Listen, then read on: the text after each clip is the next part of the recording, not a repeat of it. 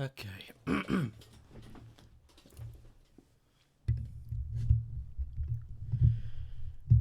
Raise that up here.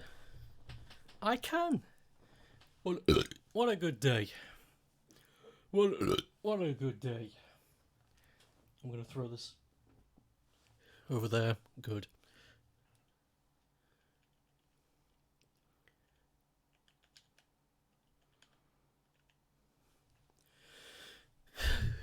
Pew! Oh God, where is everything? My damn brain, it ain't working. There. Okay. No! It still says nice shoes, idiots. No, it's gonna change. What should I put?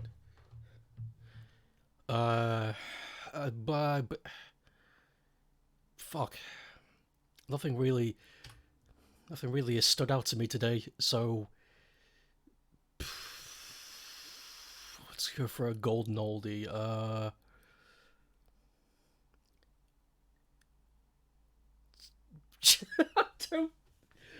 I don't know what to put. I usually think about this beforehand, but it's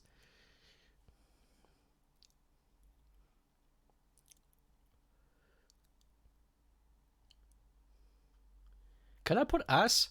I guess I can. It's a mature thing.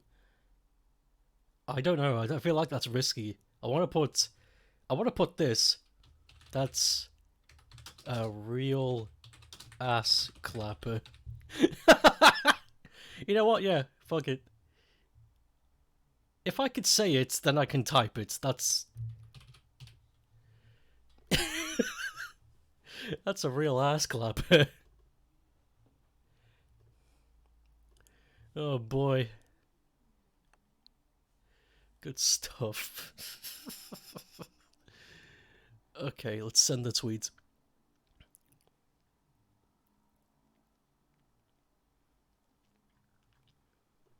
Alright, good. Very good.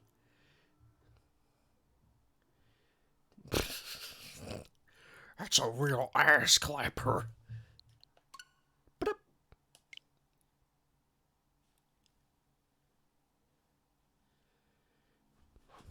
Okay.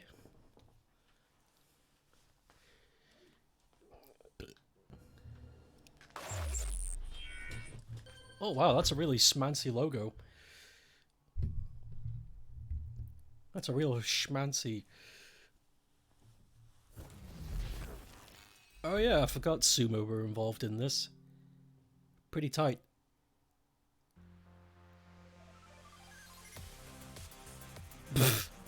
Oh my god, it's the real StokeApe stars as a boss in the upcoming Kirby game! I was really taken back when I saw that. I was like, I was watching it, I was like, oh shit, a 3D Kirby game, awesome! I'm totally gonna buy this, and as I was watching it, I was like, what the fuck is this? It is that... It is deadly close. That boss design is deadly close to my persona. If it didn't have the red war paint and the mohawk, it would be exactly like me. I did shit a little. I was like, oh my god.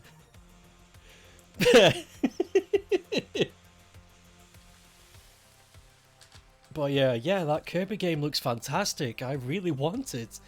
I've been avoiding Kirby games for like the last... God, it must be a good 10 years now. Yeah, I'd say so, yeah, because I'd say the last one I bought was on the 3DS, and that was Mouse Attack. I think that's what it's called, the one with the mice that are involved for the DS. That was the last one I bought and played. I've not played a Kirby game since then. Never played that one, but you'd like to. It was pretty fun from what I remember. It had a treasure hunting element to it, which I liked, so like collectible hunting. Monkey! Hello. Hotshot Racing!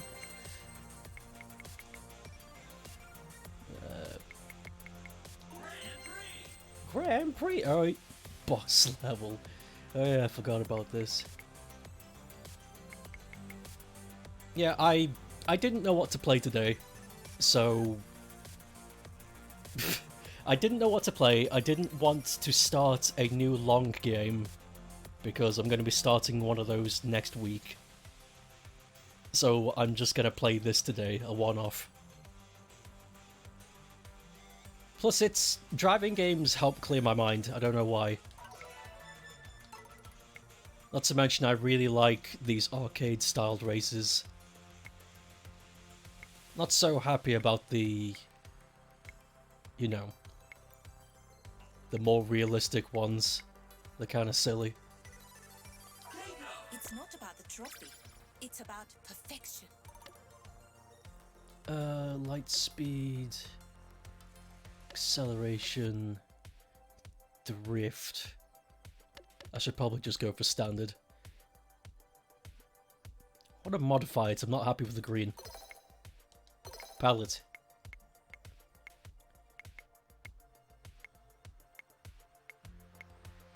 Ooh, that's chic. Yeah. Black and white. Okay. Automatic, please. It's not just about speed.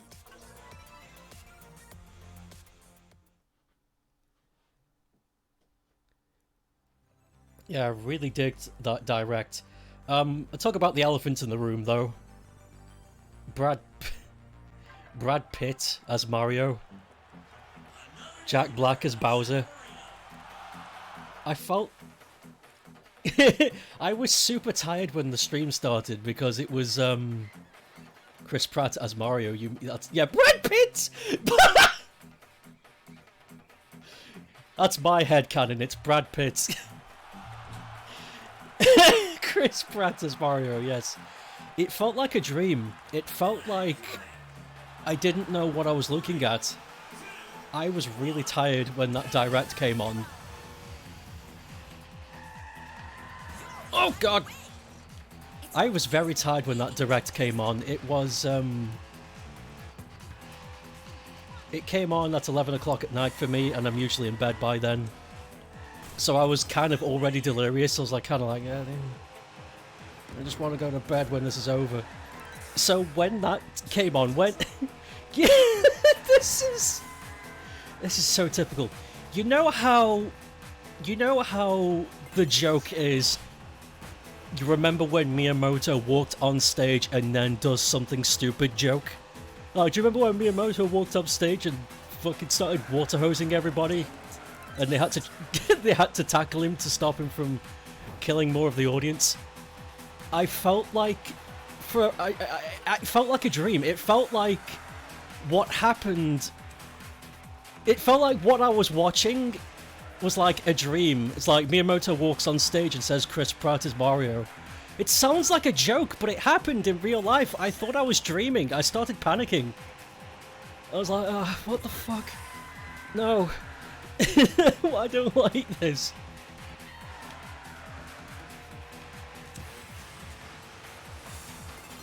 Oh god.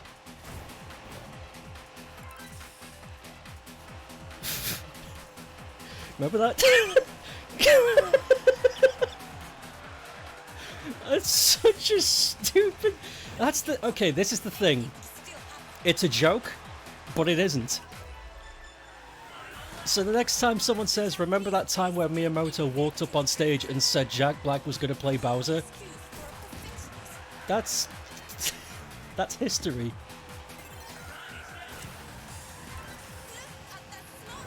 It's not a joke anymore, the joke's become real. Oh, I'll read the rest in a moment, I kinda have to. I gotta concentrate if I wanna win. I love the colours in this game. I much prefer this than real shading. Like, these solid colours are so much more nice to look at. Woo! Victory! It was a really good direct. Shame, though the only thing people are talking about now is the Mario movie thing. Yeah, Because there was a lot of stuff to talk about. A lot of cool stuff. Yeah, Ray laughed out loud when Miyamoto showed up because of that.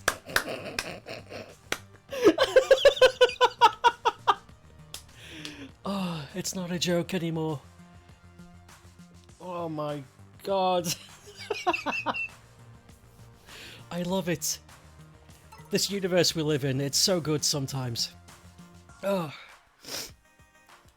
But, no, yeah, but that Kirby game, it looks so good. It looks...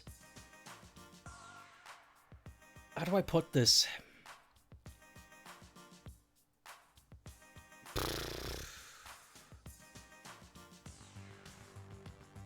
The Kirby... Okay.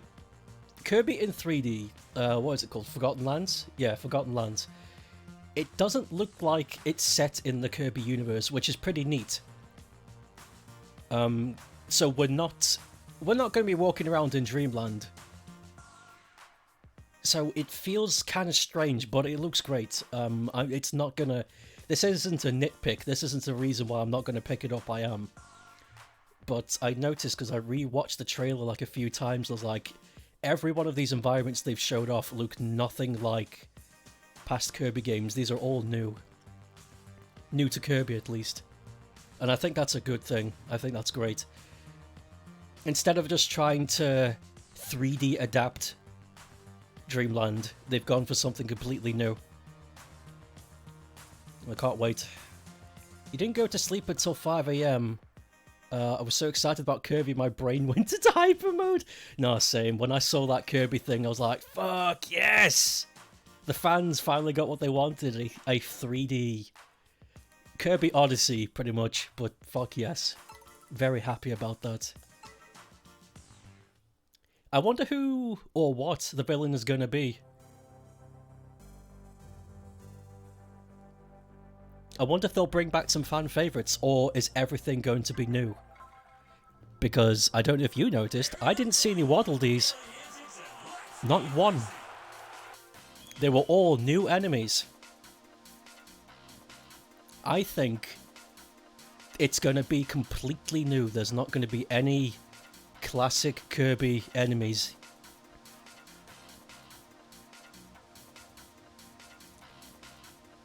Wait, you saw Waddle Dees? Shit! It gives off the same energy as Planet Robo did. Oh yeah, the 3DS game. The art direction is clearly Kirby, but the setting design... Whoa. What's your theory? What's your game theory?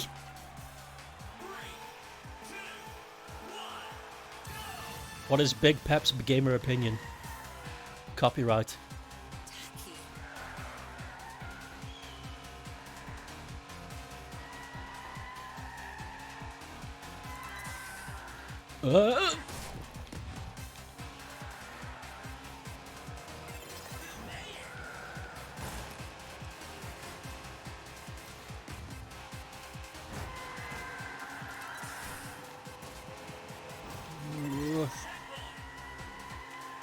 Nothing feels more natural.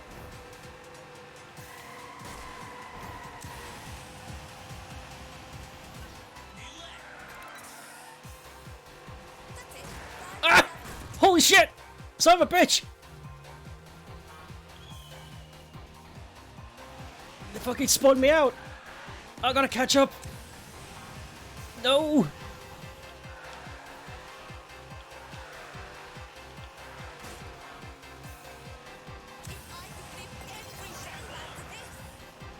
Okay, there's still 2 more laps to go. I can catch up. I can catch up.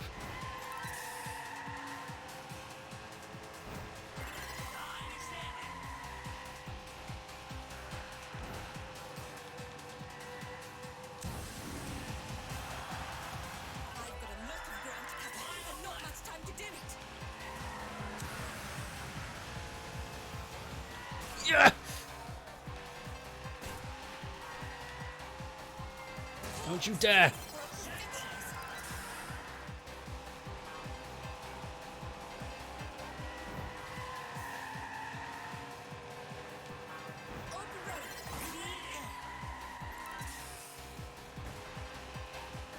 You dare clip me. Go, go, go, go, go! Nice! Ooh. All the Waddle Dees were in golden cages. Oh! That's why I didn't see them. I was looking like...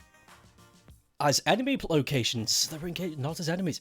I think Kirby is on a mission to save Waddle Dee as the main collectible.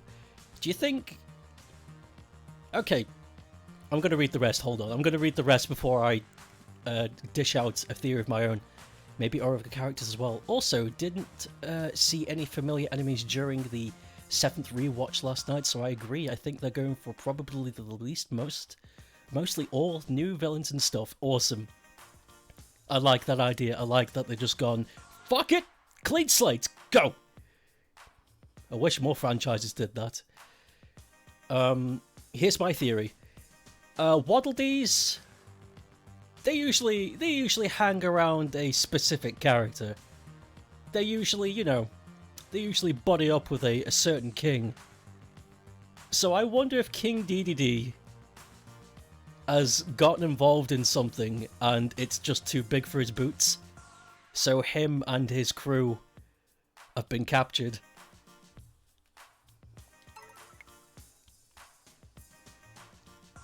I'd like to see King Dedede in it. He's a fun character. Or maybe Meta Knight will be there too. Okay, here's my... I think King Dedede and Meta Knight will show up in that game. Just because they're fan favourites. But I don't know how they will show up. It's a valid theory, though King Dedede being kidnapped is the main plot point for Triple Deluxe of the 3DS. They could do it again. Oh! How? Oh no, wait. I was just about to say, what if King Dedede gets possessed by something? But that's just Dreamland 3 for the Super Nintendo. Fuck, running out of ideas. Okay, what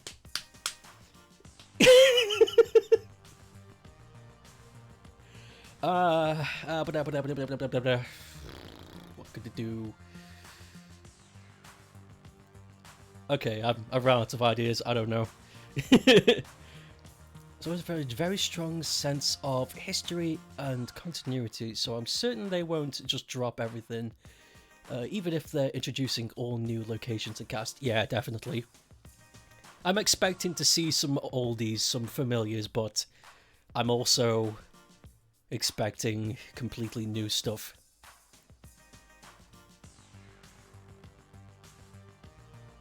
I'm trying to imagine what the villain could be, because the villain is always so flashy. The final villain in every Kirby game is always so bezazzly, you know? Its presentation first and function second. And the Switch, when done right, is very pretty. So I'm excited to see what the villain is. Okay, I should get back into racing. I've got other stuff to talk about the Direct as well. But I'm still giddy about Kirby. I'm giddy about other stuff, but Kirby, man. Very happy. I had a wild thought that maybe the Forgotten Lands has something to do with the Ancients. Ancients. McDonald's ball pit. I also, but I seriously don't think they'd actually continue with the plot points right now, at least. Hey, you don't know. This might be the game. This might be the game where you get some answers. Or at least maybe a point, a nudge in the right direction. We don't know. We don't know what Sakurai's up to. Yo, I'm here! And I'm on the bus! Yo, show of hands for bus drivers. Oh boy. Well, in any case, I'm super excited all about Kirby. Yeah, me too. That's definitely going to pick that up. That's going in my bucket list of things to buy. Oh no, my acceleration! No! I'm left behind!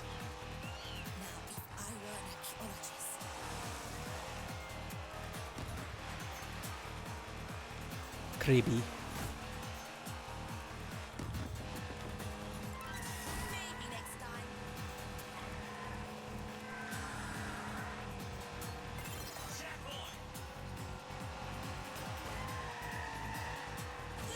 Oh, don't spin me out, you son of a bitch.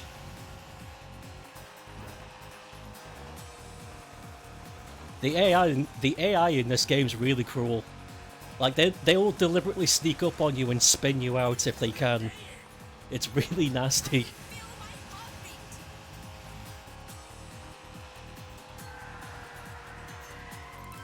The Japanese basically invented drifting.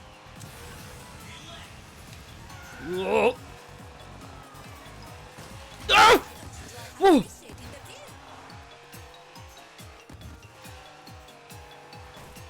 Don't you dare.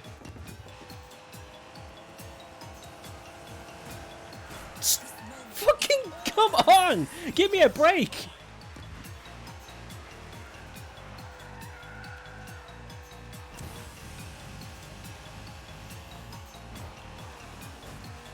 Ugh.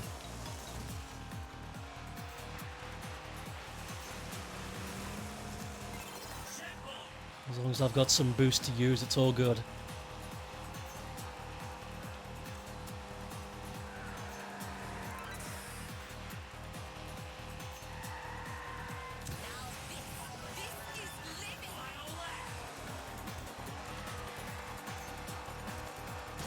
This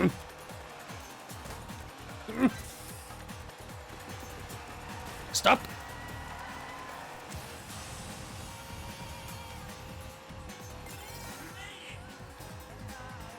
Does a trophy really mean Son of a... to you? Stop it! Don't get caught. Anything could still happen.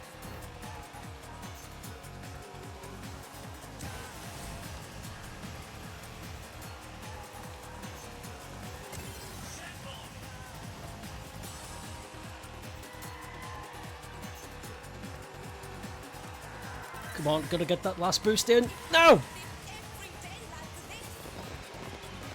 Pew! Whew. Also, ActRiser, that came out of the blue. I never heard of the game, but an acquaintance of mine is very excited. The game is deceptively difficult. Yeah, this. I don't play Bayo, but it was a good game to end the show on. Yeah, that's the thing I'm excited about. That's one of the things I'm excited about. I don't want to make anyone cry, but imagine if the last fighter is Sato Iwata. I've been saying this for a while. I want the last fighter to be a staff member, and I know that's stupid, but so? Imagine if it was Sakurai, a self-insert, and he was deliberately OP. But yeah, I'm very happy. What version is this? This is Switch. This is the Switch version.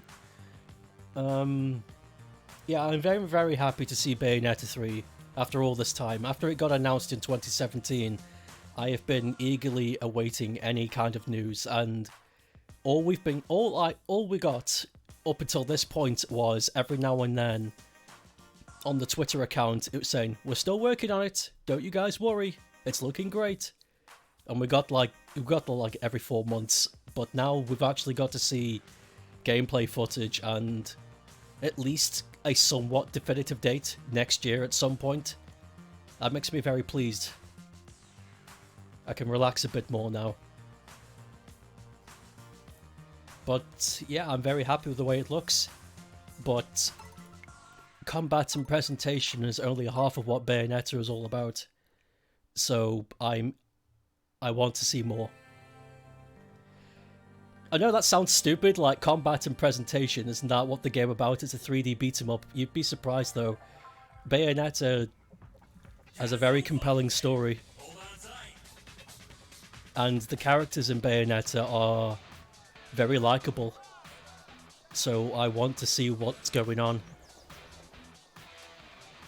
So Nintendo, Breath of the Wild 2, Splatoon 3, Bayo 3, and Xenoblade 3 next year. Lots of sequels. And Kirby. I just can't wait for Kirby.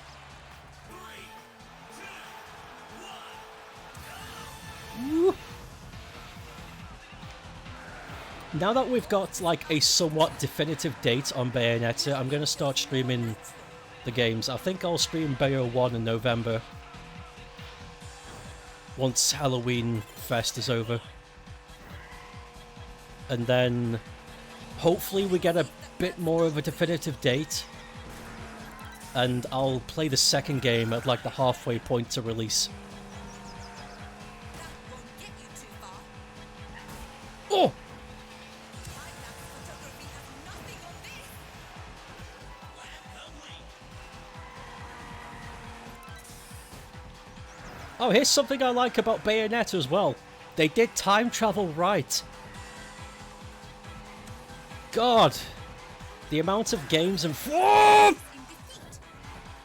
the amount of games and franchises that include time travel in their games or series, cartoons, movies, or whatever. And it's like, this is stupid. It's a MacGuffin to fix your stupid plot. But in Bayonetta, it actually works with the plot. Not much time to do it. And my god, it makes me happy. I was like, you guys thought about it! Yes! Thank you!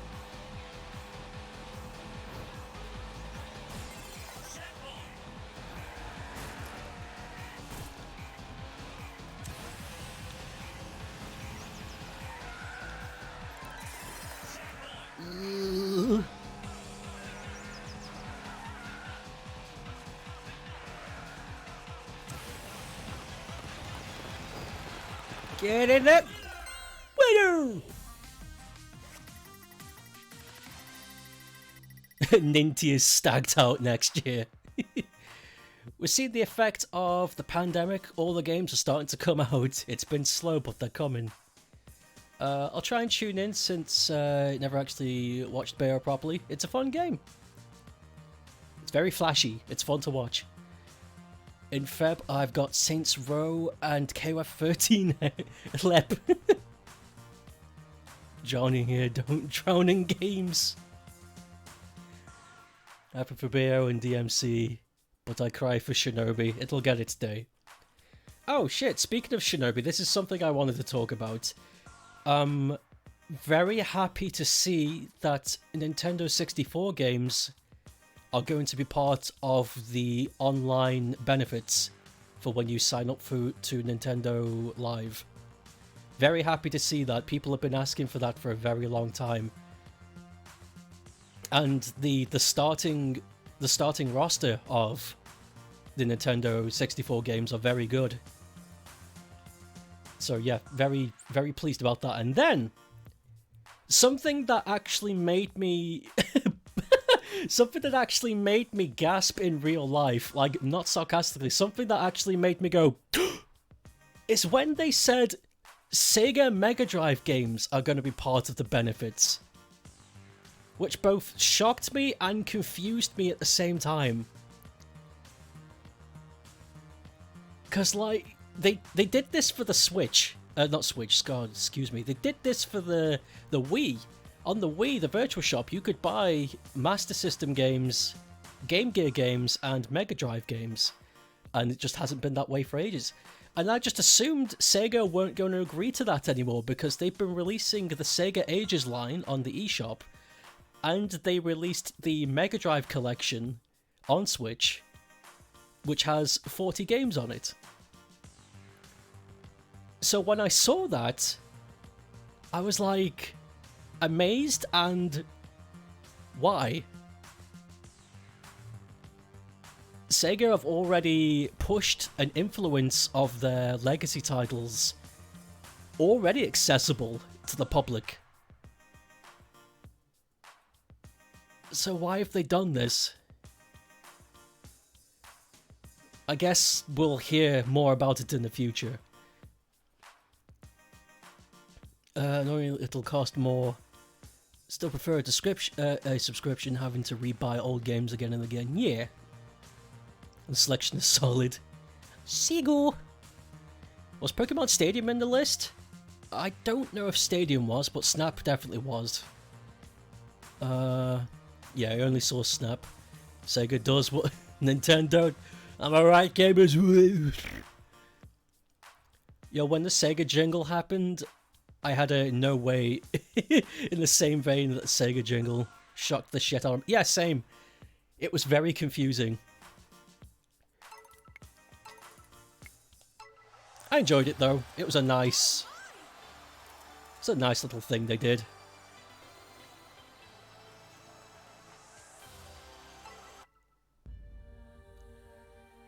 Sega just wants people to play their games. Recognition. It wasn't even about me. Driving is an art form, and art is more than the artist. Who I am is not important. I am merely a vessel, a conductor for what is beautiful. That is all that matters. Neat. I like how you get a little bit of their personality when you win.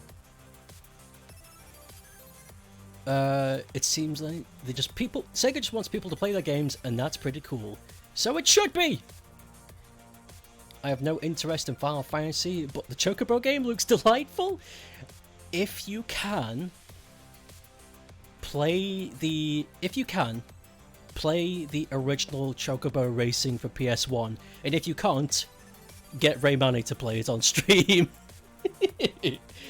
The original Chocobo Racing for PS1 is so charming. It's really nice. It's an underrated kart racer that doesn't get recognized at all, because people just think PS1 kart racer, Crash. Nobody thinks about Chocobo Racing, but man, is it good.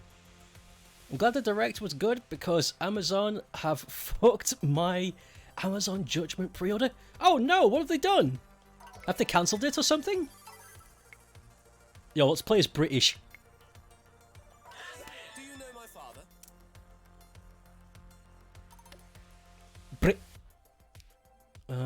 Let's customize this. What's the palette?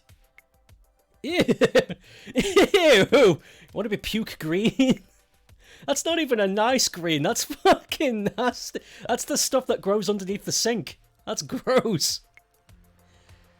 I'd like that one. That's nice, but it's locked.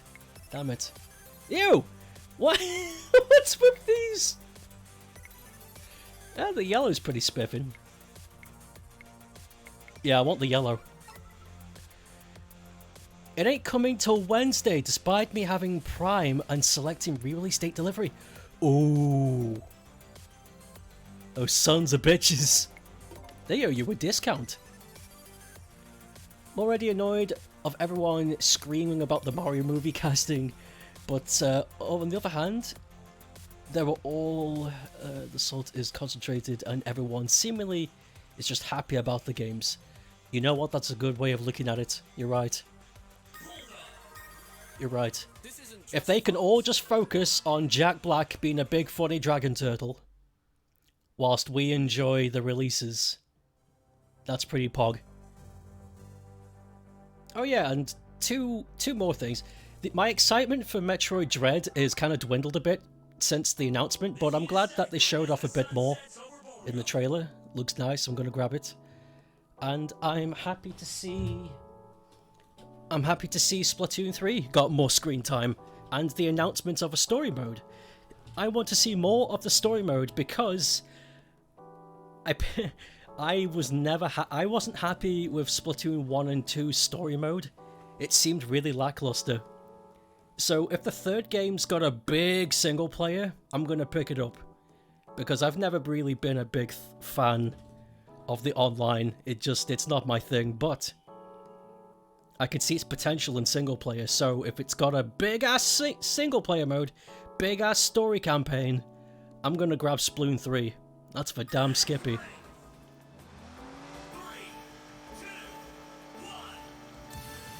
Yo! Father doesn't really approve, but British! Ugh.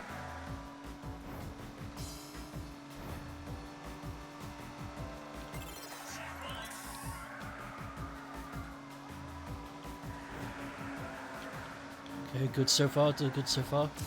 Get a bit of boost in there.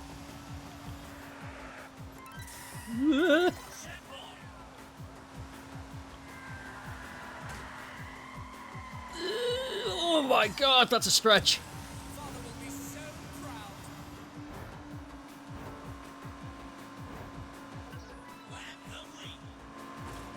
Ah, don't you dare. Don't you... God! Oh, no, it worked! Damn it! Fucking tailgated me, son of a bitch.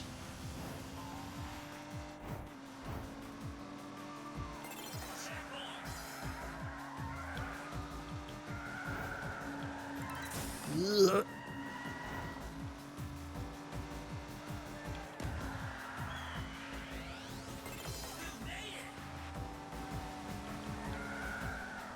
Gonna have to try and keep up, but I'm gonna save my boost for lap 3. If I can just stay ahead of everybody. I'm not even in second place. You're in my lane. Come on. Keep ahead, keep ahead, keep ahead.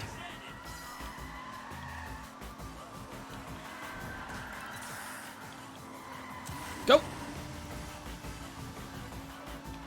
Slight drift, go!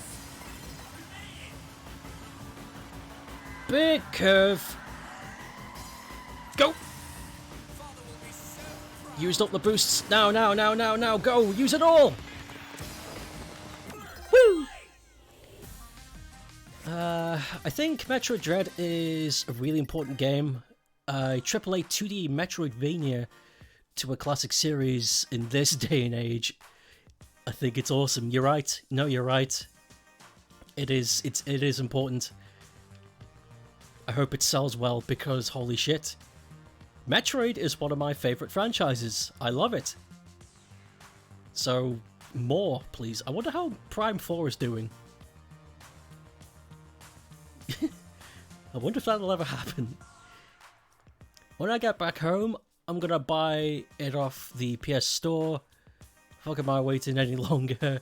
I want to stream the fuck out of it. Especially as spoilers will be flying all over the place, and now I ain't dodging spoilers for 6 days. Whew. I don't play Sploon, but it looks sleek. Dodging spoilers is hard work indeed. True that, Holmes. The Kirby game leaked hours before the Direct. Oh, did it? And someone came to talk to Rai about it in chat yesterday. Managed to delete the message in time, but I saw it. I was quite upset that I had spoiled it. Ah, what is with people? Fucking take the hints. Nobody cares. That's a pet peeve of mine. People who get boners from bursting down the door and proclaiming information. It's like, I'm smarter than you. You know, it's gross. It's like, dude, get the fuck out of here. Nobody cares. Go take a bath. Trust Amazon to fuck up the pre-order in the game I've been looking forward to the most. Dude, Amazon is not to be trusted.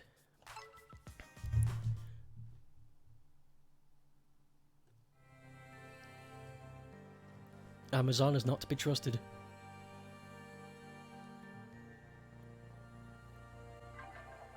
Oh! Are we frosty? Always ask chats if they want to know leaked games but yeah, always ask. Don't be a butt.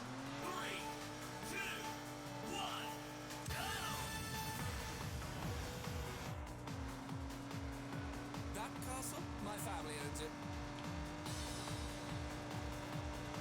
Don't be a butt, gamers.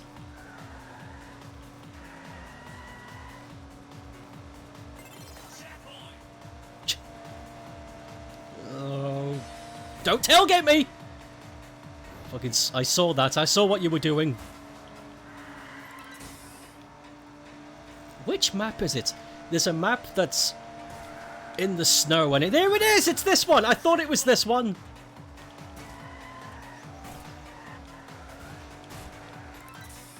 Sick. I think there are more snowy maps, but there's definitely more snowy maps.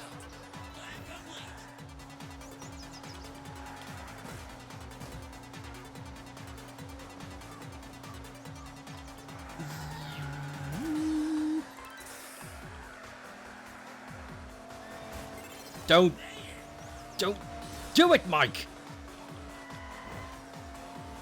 Whoop. Oh my god, I can't believe I just remembered this. But I was part of the beta program of this game. So the developer sent me a key for the PC version and I was helping to iron out bugs and stuff. And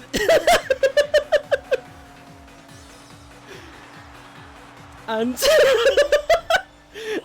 the developers set up a private server to see what the online was like.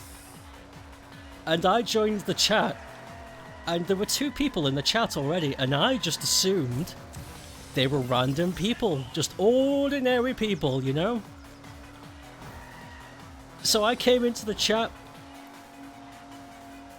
turned on the mic, and I was... It's like, yo, what's up, bitches? Let's burn some fucking rubber! And, both of them just went, hi, we're the lead developers of this game. I'm the level designer. I'm the programmer. Hello, my name's Michael. And I'm sitting there with my head in my hands, like, oh my god, what the fuck have I done?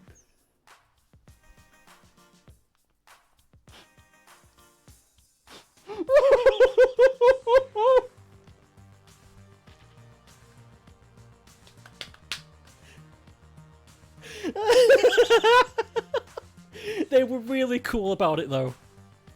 Like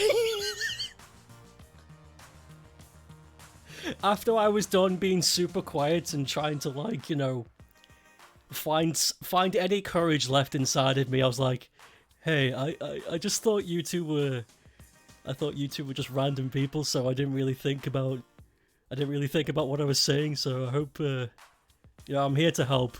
Don't think that I'm just some fucking idiot who found a key and is taking advantage. And they're like, yeah, we know, don't worry.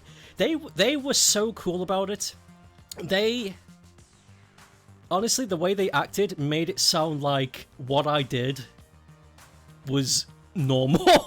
What I did was like was something that they experience every day, and they were nullified to it. So that was really nice. But imagine if it went the other way. Imagine if they were like, who the they could have easily banned me.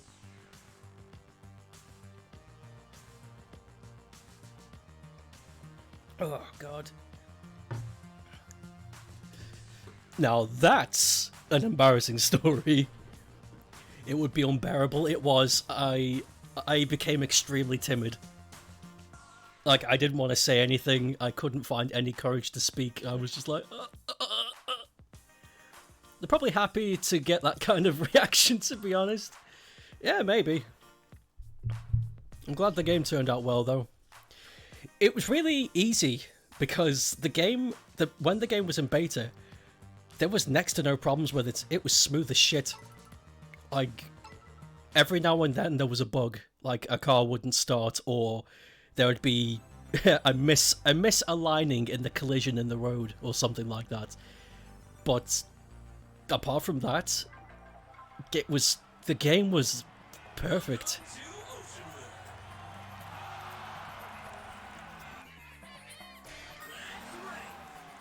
They did a really good job.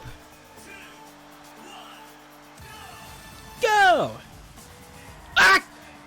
Getting tailgated immediately off the fucking...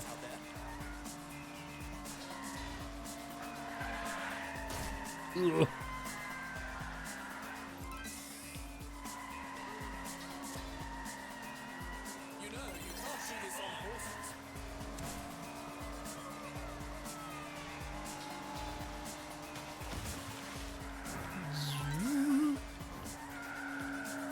Bruh, Ruse tubes, am I right? You know, I do that fucking fake stupid laugh. I actually knew somebody who laughed like that. He would... I don't know why, but when something was funny to him, his laugh was just... Oh. And you could always hear it over everybody else's laughing as well. That was the thing, so it made the situation even funnier. Sans! Oh my god, you're right! Oh my god, you're right.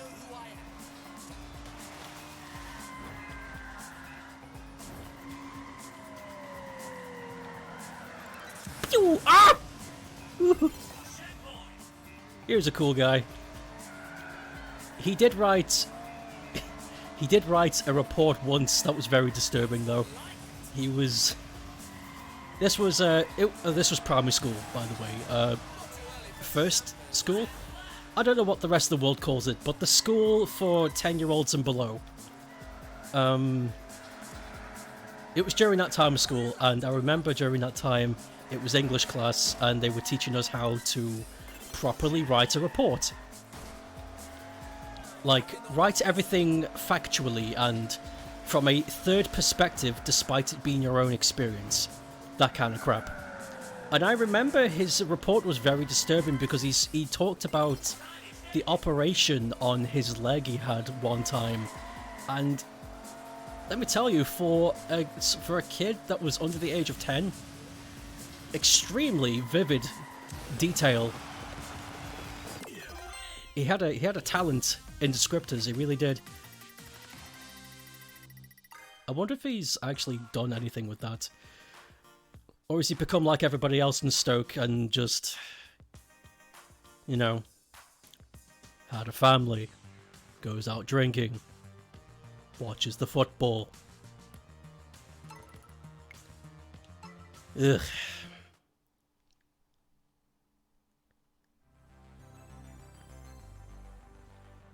Makes me sad.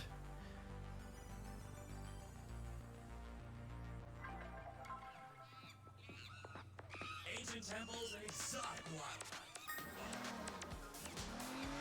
3, 2, 1. Oh, I've got a fun story. I've got a fun story from the world of apes. I'm connected to quite a few few news outlets regarding primate anything. So zoos, wildlife, experiments, blah blah blah blah blah blah. Something really fun happened over the weekend, last weekend, that got turned into an event/study. Okay, I need to start off with explaining the species. Bonobos. It's a species that's very similar to chimpanzees, but bonobos are typically smaller, have darker skin, and have a very different social order compared to most primates. Bonobos, for whatever reason, are extremely sexually active, and not in a bad way. There's no fighting. And in fact, everything is resolved in their community via sex. Even deciding who to have sex with, the male bonobos will sex each other into submission to decide who gets the honor. That's how active they are. Everything revolves around sex. Okay. Now that that's out of the way, there is an exhibit in a zoo, and I can't remember if it's San Francisco or London, where they got a bunch of bonobos out, and the bonobos for a long time were acting very strange. They were acting aloof, which normally means they're ill or something. So they were testing them for infections and whatnot, and they couldn't find anything. So the zookeepers for like a couple of weeks straight were very confused, like, what the fuck's going on? Why are bonobos acting so weird? And then it hit them. Because that zoo had been closed for a long time. So it got reopened, and the moment people walked in to see them, they started banging. All of them. Every one of them. The bonobos had become lonely. They had gotten so used to having people watch them that they didn't want to have sex without people watching them. And I fucking love that. I love that these specific bonobos, this group, this one family in a remote location has developed a kink. They can only get their rocks off if they're being watched. Oh god. So now a study is being done. A study is being done into these bonobos. Because as far as we know, as a human species, kinks, fetishes, it's purely a human thing. So we thought. So now, we got these bonobos. You get the point. So now, kink studies. They should teach that in school. That should be a university topic. Holy shit. You know, the bonobos. A high school biology teacher told us all about this stuff. They're the horny on main. It's really interesting. It is interesting. It's really fascinating. But it's also fucking really funny. Some voyeur shit. Bonobos fucking in the trees and in the streets. I love it. When I got sent that article about a couple of days ago, I was amazed. I was like, oh my god, just when you think we've run out of stuff to talk about with these guys. It's amazing. It turns out there are some things that money can't buy. Like the feeling of having earned something you've really, really labored for. That's something I'll cherish and remember forever. Because some things never change. Thank you, British.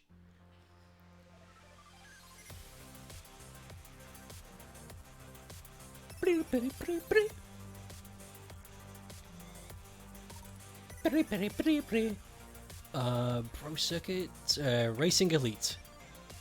Yeah, this is the one. Oh, Casino Run. I don't like Casino Run.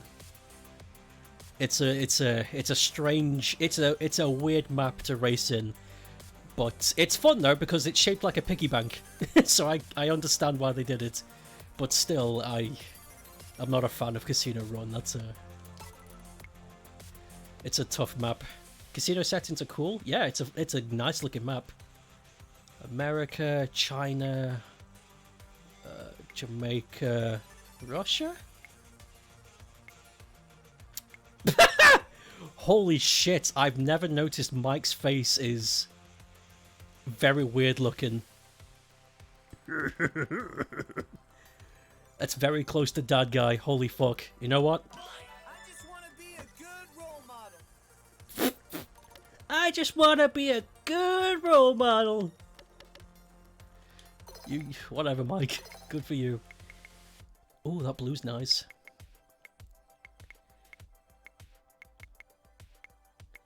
Yeah, I'm going for the blue. It's kind of Dad Guy-ish.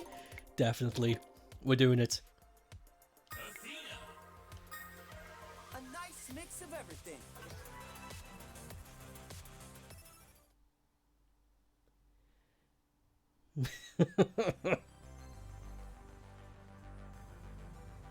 Oh shit, this is something I want to talk about. To those who are in the chat and to those who give a crap, Rayman redesigner, cool thing. Get to make Rayman levels, amazing.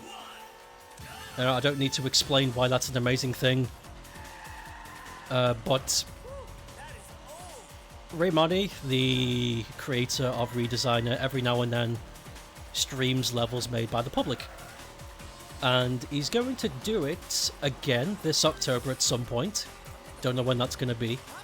But he's going to try his best and try to find spooky, scary, or Halloweenish type of games. I've heard of the name the moment I join.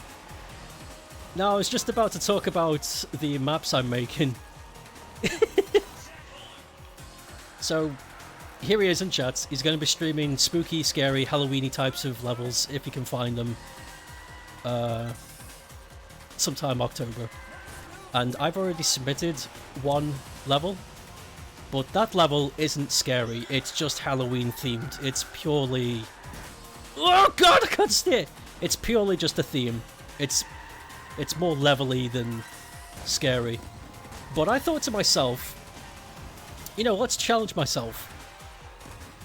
Let's see if I can actually make a scary level using Rayman Redesigner. And that's going to be tough.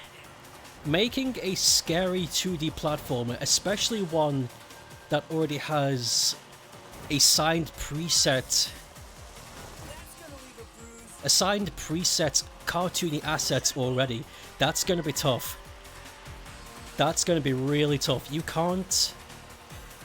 How do you make a kitten scary, you know? How do you make a baby dugong scary? How do you make something that's inherently cute scary? And that's my challenge. And I'm currently working on it. So hopefully I can get it done before the Halloween-y fest begins. Ah!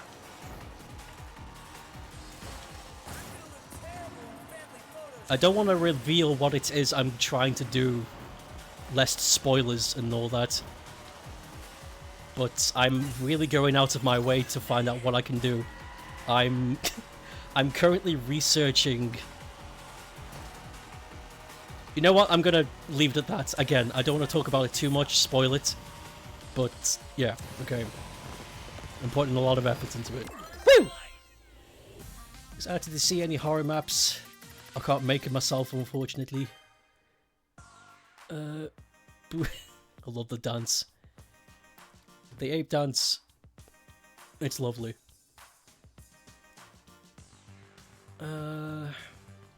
Give it a fucking chainsaw! Yeah, you're very limited to the amount of custom things you can do. The only custom thing you can do with Redesigner without modding it is backgrounds and music. Which doesn't sound like a lot, but if done right, you can come up with some really interesting themes. Make a dugong a cannibal? No! I like sea manatees, they're cute. They're like the big squishy sea cows.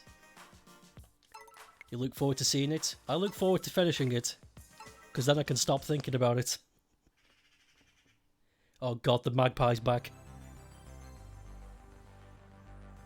I should probably chop down that piece of tree. He's always hanging out on it, laughing at me. The sun's shining and the racers are ready for action. Put clockwork stuff in Rayman Redesigner. Rayman's clock tower. You know, that actually could work because you can set up Dark Rayman and he can chase Rayman. So if you set up a clockwork styled map, you could pretend that Dark Rayman is Scissorhands. That's a neat idea. It's not what I'm going for, but that's a cool idea. That's something you could do.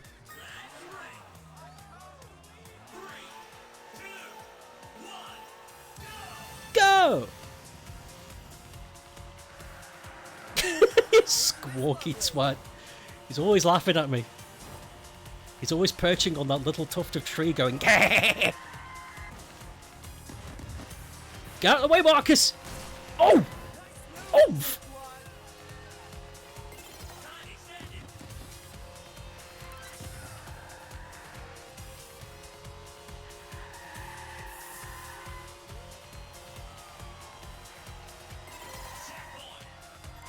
Checkpoint!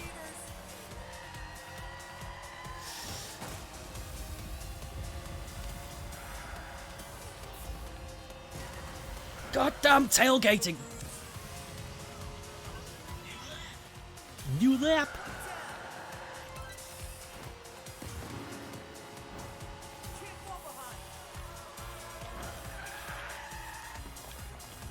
Oh god, I butchered that. No, no, no, no, no, no, come on, I gotta keep up. Gotta keep the pace up. Oh, by the way, there's something I gotta tell you guys about this game. Did anybody ever think it was strange how Sumo were almost involved with Team Sonic Racing and then they were let go? Sega thought that they could make Team Sonic Racing without them, for whatever reason. So Sumo, with all of this extra budget, didn't know what to do. So they teamed up with a little company called... damn, what's it called? Twin Mountain Company? Something like that. And with those extra funds that they never got to use on Team Sonic Racing, they made this game. And I just think it's really funny how this is a budget game made up of the throwaway money of Team Sonic Racing, and it's better than Team Sonic Racing. I tell you, man, Sumo Digital know how to make racing games. They are kings at this shit. I am home and ready to download Lost Judgment. Hyped! It's part of the Yakuza series. Yeah, Judgment is a spin-off of Yakuza, in the sense that Yakuza is the crime side of the city. Judgment is the crime fighting side of the story. Judgment, you play as a private investigator. It's very good. The first game is fantastic. I might stream it someday. And Lost Judgment is the sequel.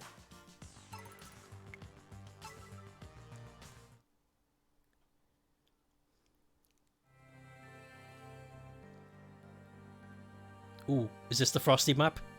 Or is this the casino map? I can never tell with this music. Yay, Alpine Town. Beautiful location nested deep in the mountains. I don't think this is the Frosty one. There's a map that's all ice. And it's very beautiful, and I can't remember where it shows up. Have to bring the family back to see this.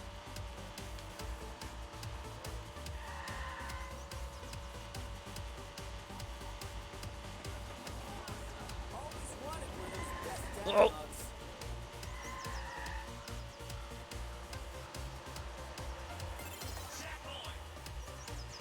Ooh.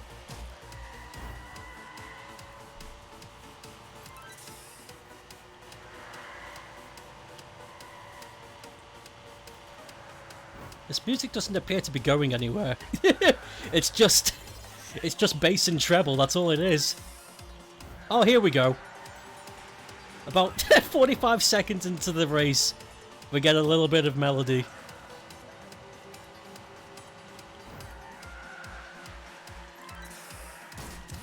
Ugh.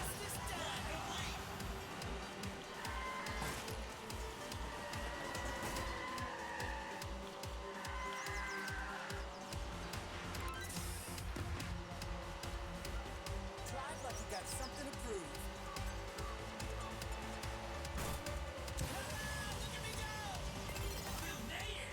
Yeah, boy! Smooth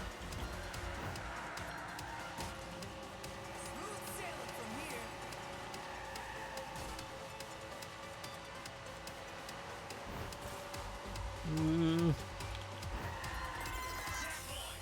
Come on, guys. Keep to yourselves. Ah. Woo!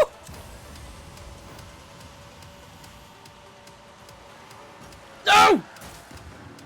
I knew that was gonna happen! Son of a bitch! No!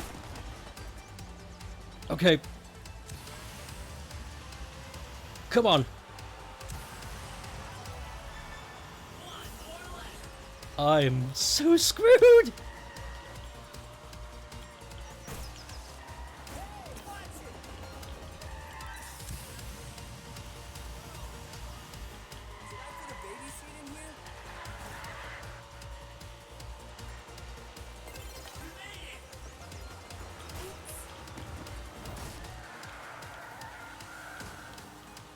God.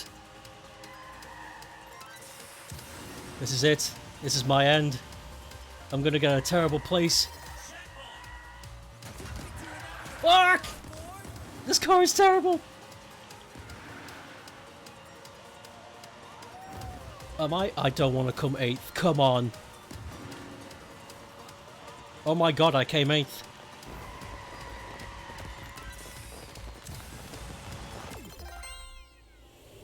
Oh my god, that's embarrassing.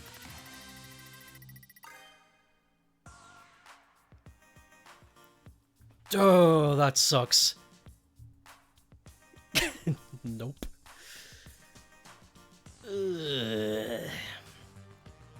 Can you theorize like crazy about the plot in chat later? Your nailed Ghost of Tsushima story. That was luck. I just had a hunch. I saw the samurai setting. I saw the characters and how they were interacting with the main character, and I just said how I felt. I was like, that's the bad guy, and he's a bad guy because of this. I'm sorry that I was correct. I didn't mean to be. Okay. I'll keep my mouth shut. You know, I could still make it. I could still make it. If I win the next match, get maximum points, I could still at least come in the top 3 in the podium. But unfortunately, the next track is Casino Run, and I don't like this one. So we might F this up.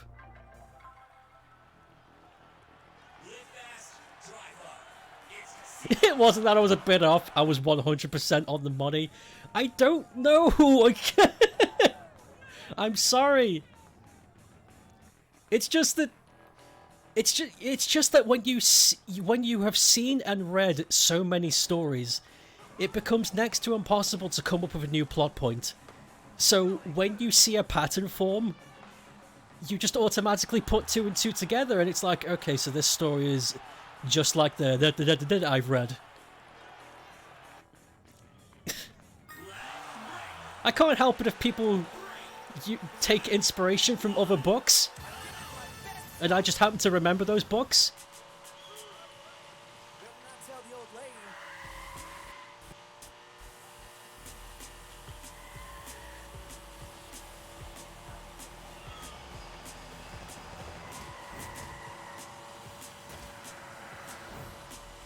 Okay, you know what's the most recent story?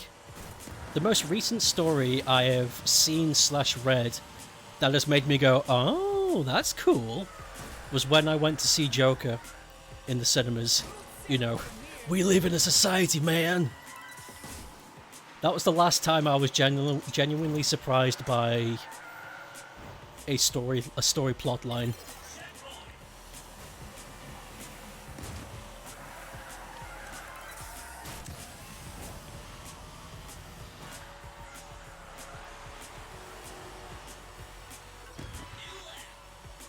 Do it again for Lost Judgment? That's going to be difficult. The people at RGG are very good at making red herrings in their story.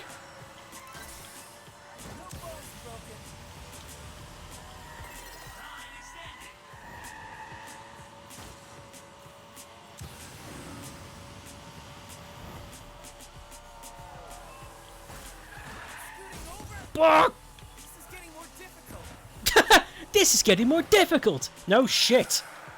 Come on! We gotta win this.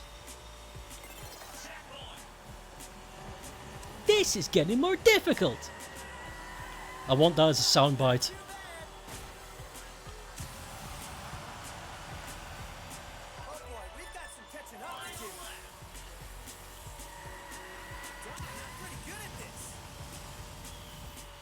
Okay, I'm in first.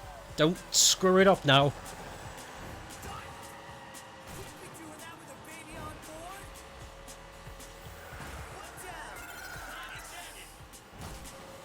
Hiya!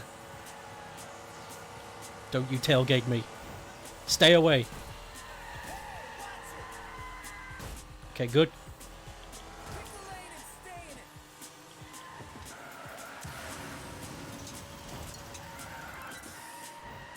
Ha ha ha! Getting close!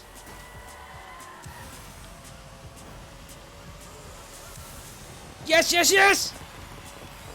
Woohoo! Oh, I hate that map so much. I don't read books, so I'm always surprised. Dabs.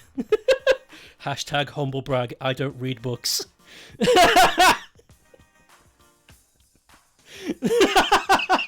I want that as a fucking t-shirt. Yes! Oh, wait, no, that was time. Ah, came second. Bollocks. Oh, well, at least I'm on the podium. I did my best. I did my best.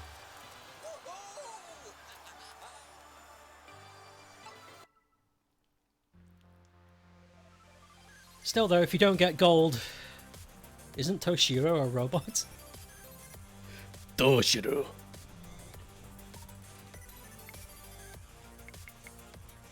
Speaking of Toshiro,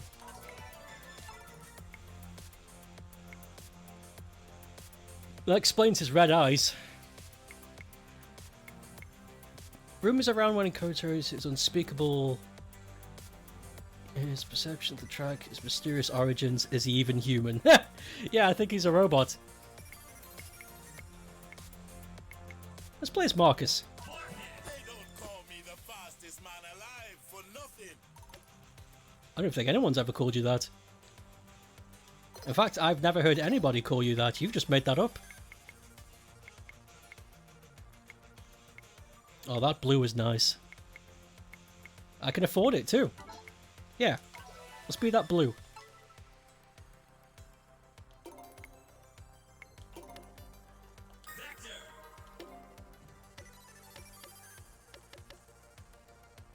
Okay. Yeah. The ultimate blend.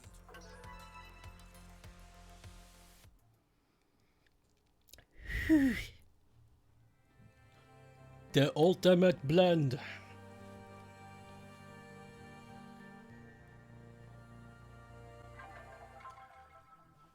Ski Paradise. Winter Wonderland here at Ski Paradise. Oh wow, I am ice blue. That's pretty.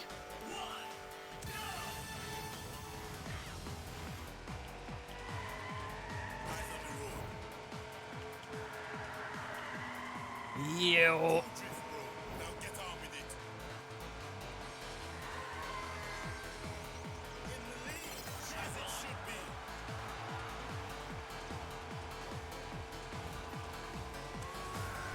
I knew that was coming.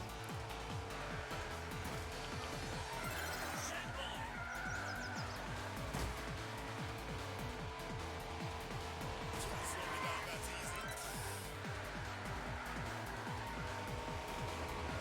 easy. Yo. No. Okay, I gotta boost closer to the finishing line because those guys catch up real quick.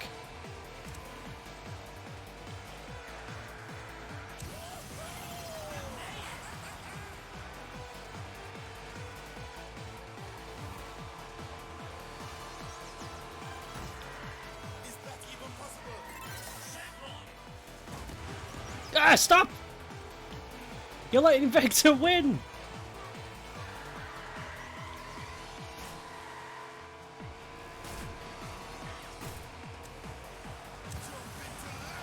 Yeah! Okay, that's the ticket.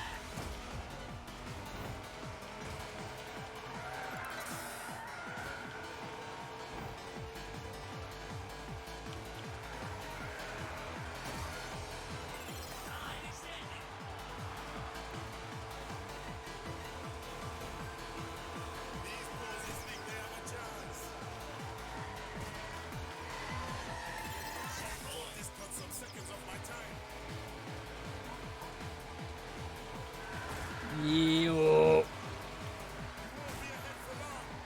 Okay, go, go, go! Woohoo! Yeah! I got a lot of spliffing money, but I don't actually. It looks like I have a lot of money, but you can easily spend that in the cosmetic area very quickly. There's a lot of expensive stuff.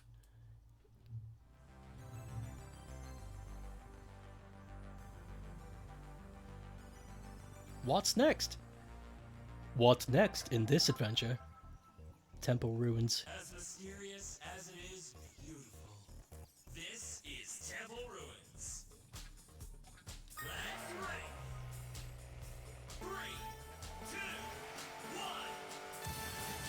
1. Woohoo!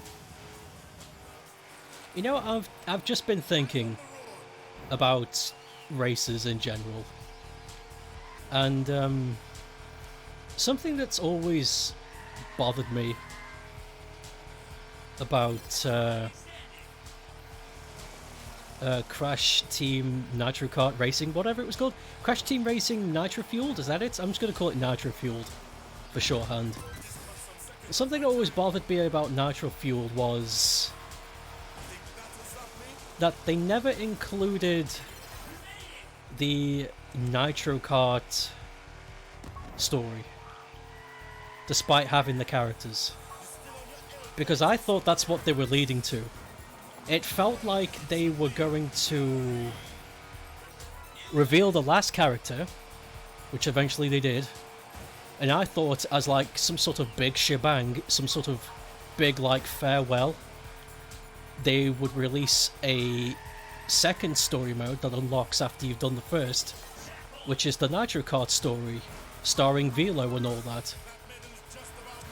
I thought that's what they were going to do, but instead they dwindled out as like a wet fart. It's like, here's the last character, and here's the last track, bye.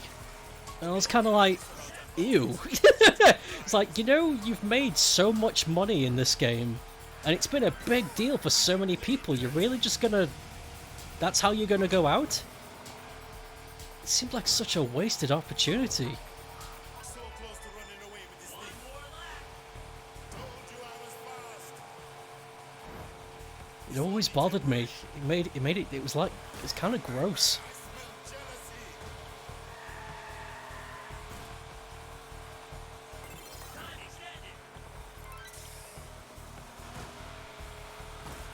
Ugh.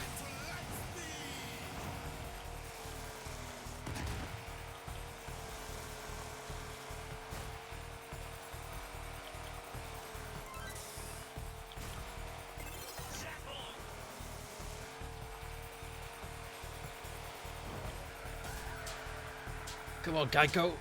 Get out of here.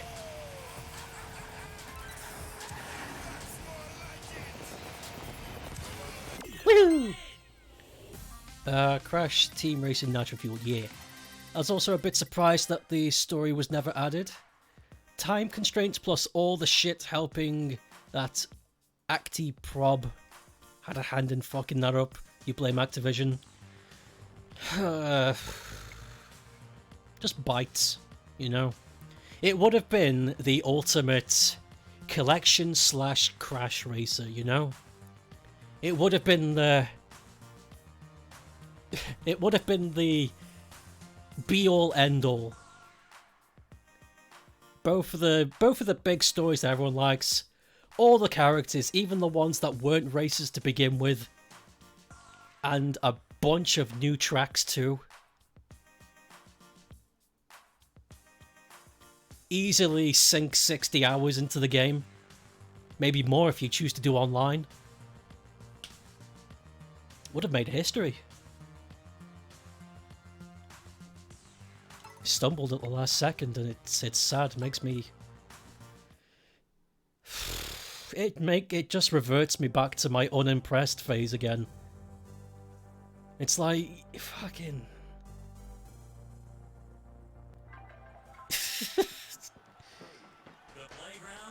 I'm tired of feeling this way. I'm tired of not being surprised at stupid decisions. And that shouldn't be the default attitude to have.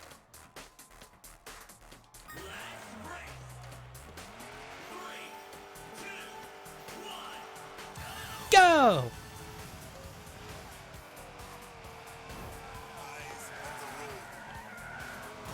Ah!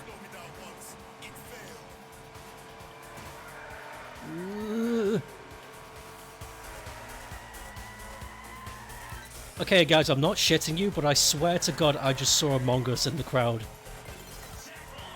I'm being deadly fucking serious. When we get around to it again, I'll scream and tell you where to look. I'm not joking.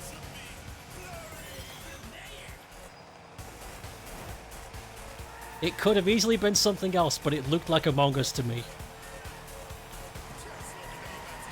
Okay, we're coming up to it. Look on the right-hand side of you. Try to see if anything stands out looks Among Us-y.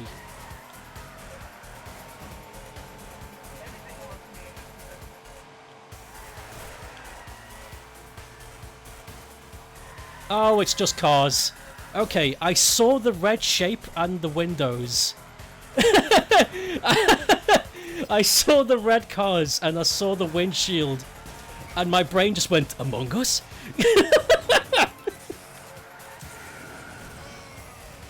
Fucking hell, that meme has infected everybody's brain. I only saw an imposter.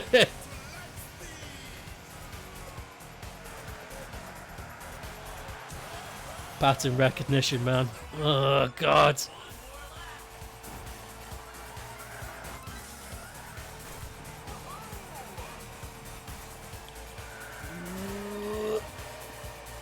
Yeah, now that I see it now, yeah, it's the cars. But you can see what I was...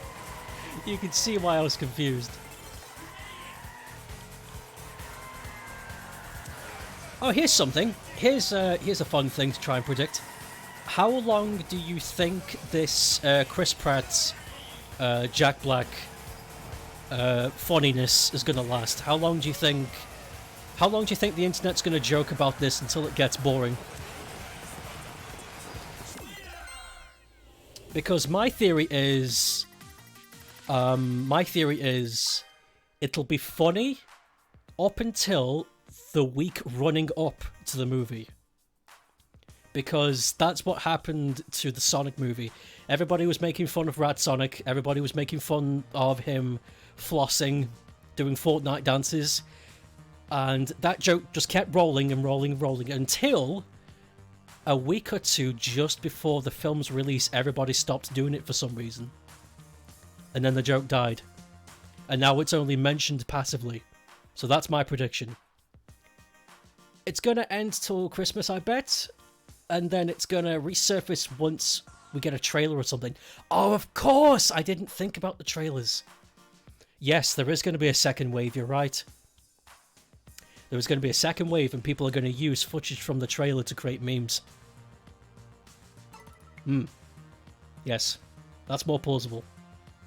I saw a lot of people genuinely upset about it. So I don't think it'll completely die out, but I agree with Raymond's prediction. Yeah, that one's more likely than mine. Good powwow, guys. Meme predictions. I do like... I know it's such a stupid hobby, but I like it. I like predicting how long a funny will last, because without sounding like a dickhead, the general nature of internet funnies is very fickle. It doesn't last long. Maximum of 2 weeks is normally a big joke, and then it kind of just fades. So it's interesting to try and gauge when it'll stop being funny for these people. And it's always fun to bet. What was that word? Fickle. I like trying to predict when the fad is over. Sometimes I'm right, sometimes I'm wrong, but it's always fun. It's a weird hobby of mine.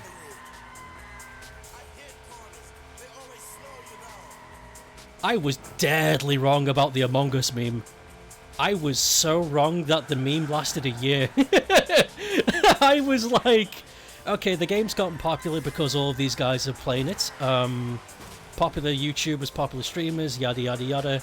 I was like, yeah, it'll probably end in like a month because it's such a simple shape, it's such a simple meme. People will get tired of it. No, that is not what happened. The meme lasted fucking 14 months before it started to die down. Humongous miscalculation. Fucking Among Us? Holy shit, what a long-living joke. I was amazed.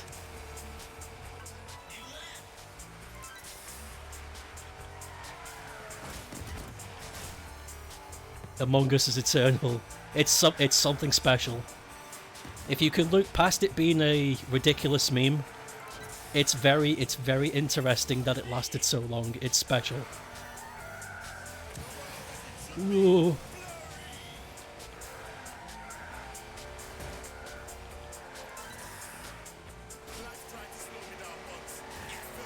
Whoa. Pew!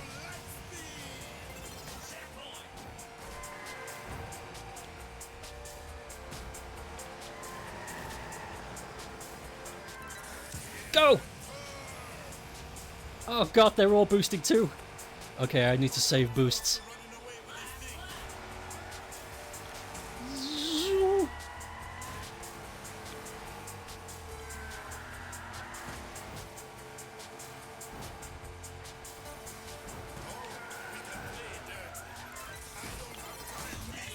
No, come on!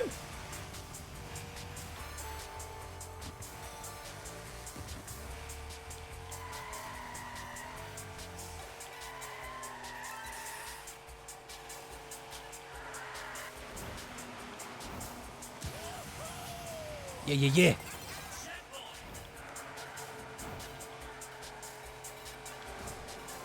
Okay, it's coming up. Boom! Spam it! Pya! I watched a bunch of FNAF meme compilation videos. They made over a year and a half. It was really interesting to see how the meme trends have changed over that time within just this one fandom. That's a fun thing to research. What becomes a meme, why it becomes a meme, why it's funny, what's its staying power. And another thing, do people remember it? People tend to rope in staying power and remembering a meme as the same thing, but it's completely different. Staying power is what Among Us did, lasting 14 months. People still say it now and then, but generally Among Us has died down. People don't really say it anymore. But after the 14-month, Among Us, 14 months, give or take, that was its staying power. People will remember Among Us because of that. But do people remember the majority of those FNAF memes? That's an interesting one. And who and what generation appeared during those times? Because there are children that were born 6 years ago and they've grown up with funny Among Us. Like, that's going to be nostalgic to them. When that 5-year-old grows up in his 20s and somebody says Among Us, that's going to trigger a fucking synapse in his brain, and that's going to make him feel nostalgic because that was his childhood. It's a fascinating topic. Something that I cannot relate to at all, which I think is why it's fascinating. I didn't grow up with memes. You know, memes only became a big thing when I was 17. Memes were quite a niche thing, but then they started to become normalized when I was roughly 17. Which was about 2010. I think that's about right. So, to me, memes is like a very modern thing. Like, I don't get nostalgic by hearing a fucking by hearing these things. It's interesting. Even Fortnite didn't have the same kind of omega shitposty status. I think that's because Fortnite is shit, though. Like, jokes aside, I think that's why it hasn't. Because Fortnite in itself is a very bare bones arcade experience that anybody can pick up. And the only reason why it's got staying power to begin with is because it's got online potential, with next to no restrictions of creativity. If you take that away, Fortnite is very boring. My brain feels nostalgic juice when people mention caramel dancing. Oh, I remember that. But yeah, there wasn't that many memes. I remember caramel dancing. I remember that being banned in my school. You're not allowed to have this song on your phone. Don't play it.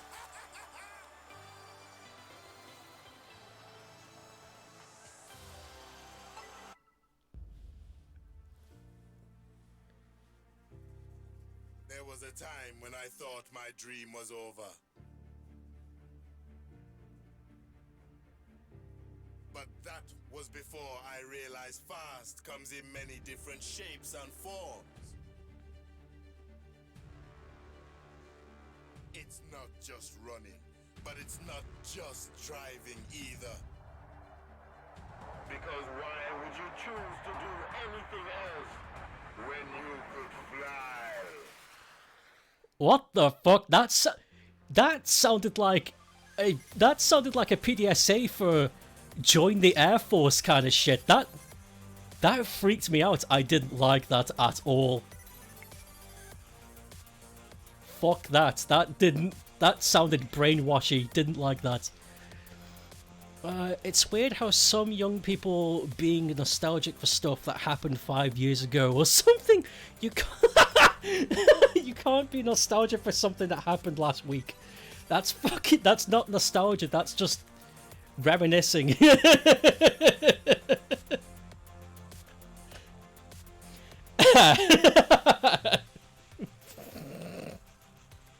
You got a 10-year-old's like, oh my god, this is nostalgia. It's like, you're 10.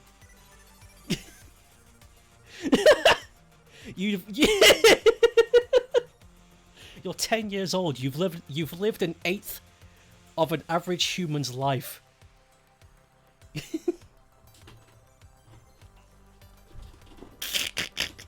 I remember watching this review video of a game that just came out, and the guy reviewing it was just some kid, which doesn't change anything because sometimes children are very articulate, and as long as they get the point across, that's all I want. But the kid was obviously below the age where his voice will begin to drop and develop, so he's still squeaking, still a squeaker as they used to call him. And he just, the thing he said was, this is the best game I've played in all of my life, which is a good thing to say. That brings it up to status. But not if you're 8. All of your life has only been 8 years. And people have waited for 12 years to get sequels of their games. You know what I mean? I feel as though this is the thing all of my life only becomes impressive if the person is probably 30 and above years old, I would say. If a 30-year-old watched a movie, looked at me and went, that was the greatest movie I've seen in a long time, I'd believe it. I'd be like, damn man, you've been on this earth for 30 years, that's pretty good. That's like a third of a human life. I'll take your word for it. But not a child. It probably is the best game he's played in all of his life, but he's only been alive for 8 years, so what does that mean? Not a whole lot. Oh god. Anyway. But then again, I have no right to speak about this since I feel nostalgic for FNAF 1 and 2. When did they come out? FNAF, I don't know anything about it. Oh, that's a lie, I do, but I don't know when they came out. I was about to say, surreal to see kids feel nostalgic about FNAF was my childhood. Bruh, I was already old enough to drink when the first game came out. That's exactly my point. 2014, okay. That's exactly my point. This is so nostalgic. What is nostalgia to you, though? Let's be Victor. Oh my god! Okay, Victor is a very angry man. Yo, I like that blue and orange, actually. Let's see what other colours we have. Oh, it's a shame I don't have that. Holy crap. That's neat. Is he also a robot? Let's go back. Racing was never Victor's passion. He was just really good at it. Fuck. I can relate to that. Not to the racing bit, but feeling not passionate, but doing it anyway. Feared by many, Victor's hoping his next race will be his last. Or besides, he has red eyes. Okay, so if he has red eyes, black. I'm pretty sure she has black. She never takes off her goggles. I don't know. I don't know if he takes off his shades either. He might. I think he might in the cutscene. Black. Okay, so if we're going to buy this universe's rules that red eyes means robot. Yeah, Victor might be a robot.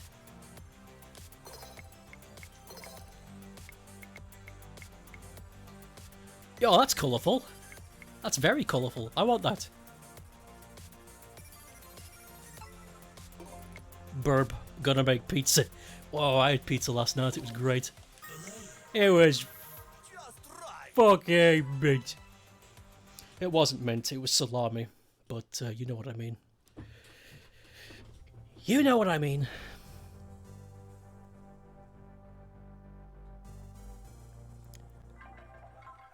After this GP, I've raced in all of the racetracks, but there's a lot more to do in this game. Pizza sniffs. You mean this guy?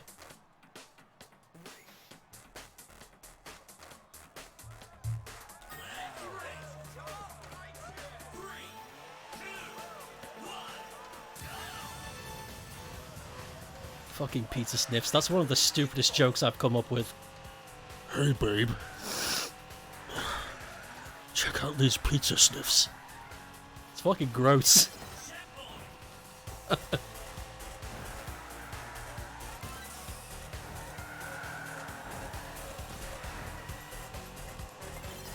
I just imagine this grotesquely like 600-pound man just wearing swimming trunks covered in pizza grease. Hey babe.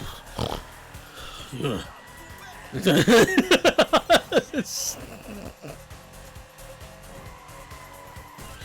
Oh god. And people try to catch him. It's like, get out of here, pizza guy! But you can't catch him because he's covered in pizza grease. He keeps slipping out your fingers.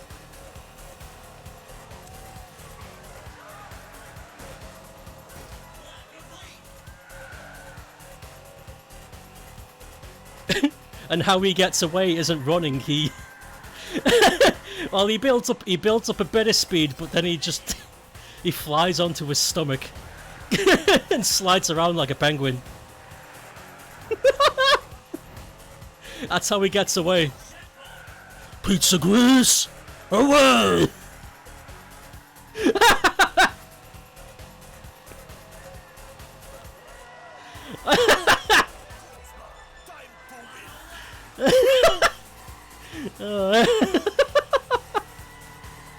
I want to see that. Oh god. Oh. I can't concentrate, I'm swerving. Oh, Jesus. That shouldn't have made me laugh, that was stupid. Fuck. You know, there are people dying of malaria and I'm laughing about a fat guy with pizza grease on his belly. Amazing, the new superhero.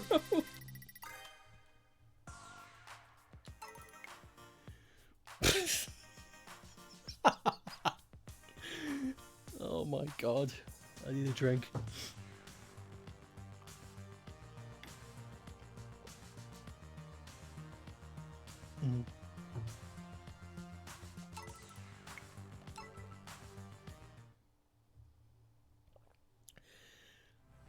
God, that was stupid.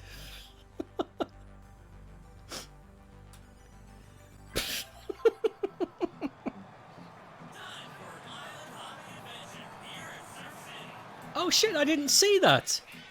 There's advertisements for the other games that Sumo has made. There was a billboard for Snake Pass.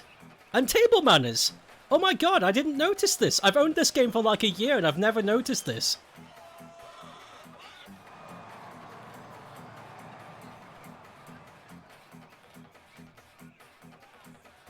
Yo, I'm back. Yeah, look at that. Stealth 2, Snake Pass. Well, and Dear Esther! What the fuck?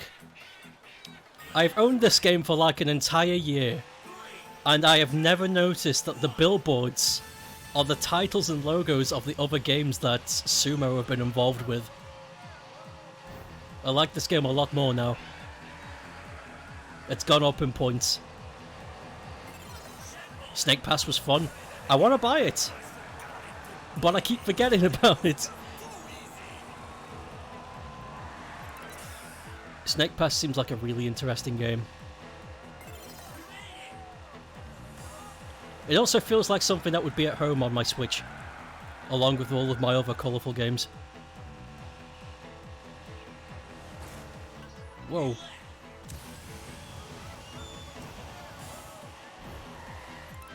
That was something that was pointed out to me by a friend once upon a time. He just wanted to look through my library of games, and I was like, here you go, dude. So I spatched in my Switch. And I could hear him flicking through it, and he was making these noises like, this is fascinating. And the first thing he said was, all of these games are very colourful. And I didn't notice that. So I looked through the listing again myself, and I was like, yo, you're right. Even the more grim ones are actually more colourful than most games. So I think that's all you really need to do to impress me. Just make your game colourful. Done. Did we already talk about the new Kirby? We did, but I'll talk about it again because holy shit. I want that game. I want Kirby. Peppermint Pep has a theory. I don't know if she's already told you about it, but she noticed that the Waddle Dees in the trailer, the Waddle Dees are in cages, Rayman style. So how do you call it? I expanded upon that theory, thinking that maybe King DDD has fucked up or something, because the Waddle Dees, you know, they tend to hang out with him. You can't really have the Waddle Dees without King DDD. So maybe King DDD's done something, he's been captured, or I don't know. He's always up to something.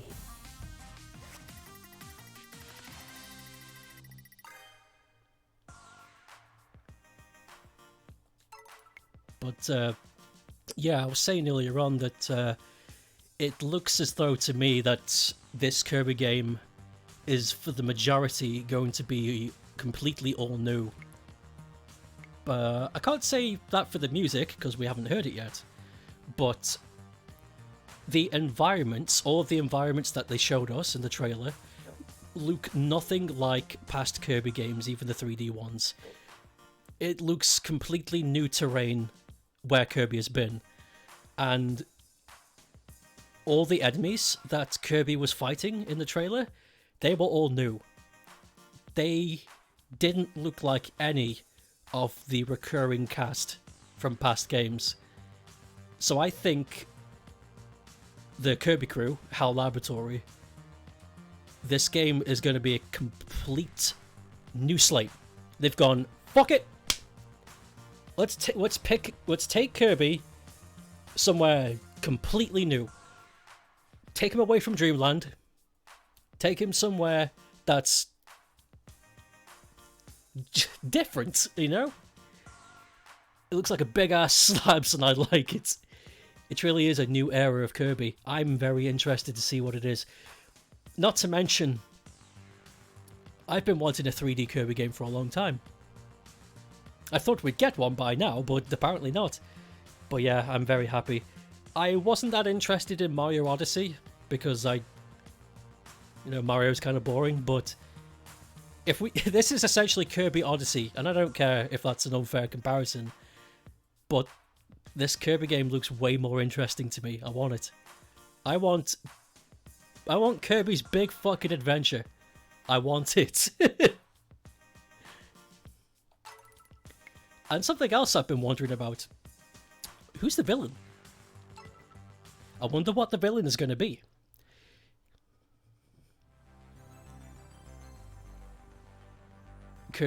Kirby's Big Fucking Adventure.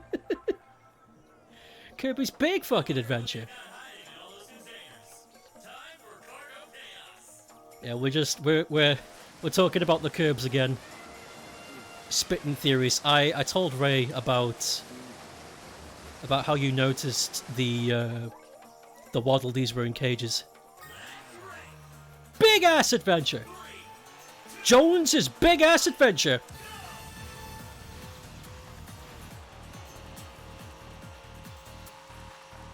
Jones' Big Ass Barbecue and Foot Massage.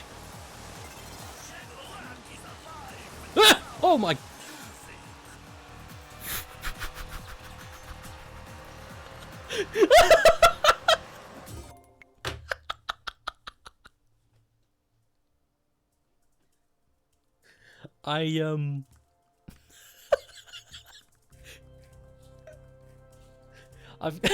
Okay, I'm playing and it's kind of hot. It's 23 degrees here. So I've got my shorts on and I've got my bare feet out. And I felt the tiniest tickle on my toe. And my first response was, it's a spider, so I fucking just...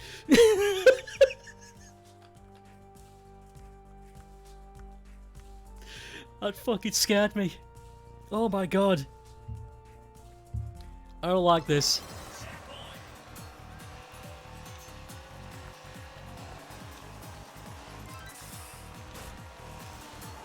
Here's something you didn't know. Spiders actually have a very advanced form of... Whoa! Holy shit, Aston, calm down! Whoa! Spiders have a very advanced form of... I forget the scientific term for it, but... Smellies. Spiders have very advanced smellies. So if there's something they don't like the smell of, they won't go anywhere near it. So here's the cool thing. If you're worried about spiders climbing on your foot, spray perfume on them. Spiders hate perfume. They can't stand it. They will actively run away from the smell. So there you go. There's a little tip for you.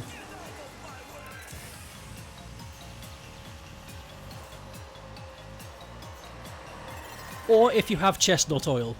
That's more expensive, but peppermint oil. Yeah, and peppermint oil. Spiders don't like that. They don't like the smell.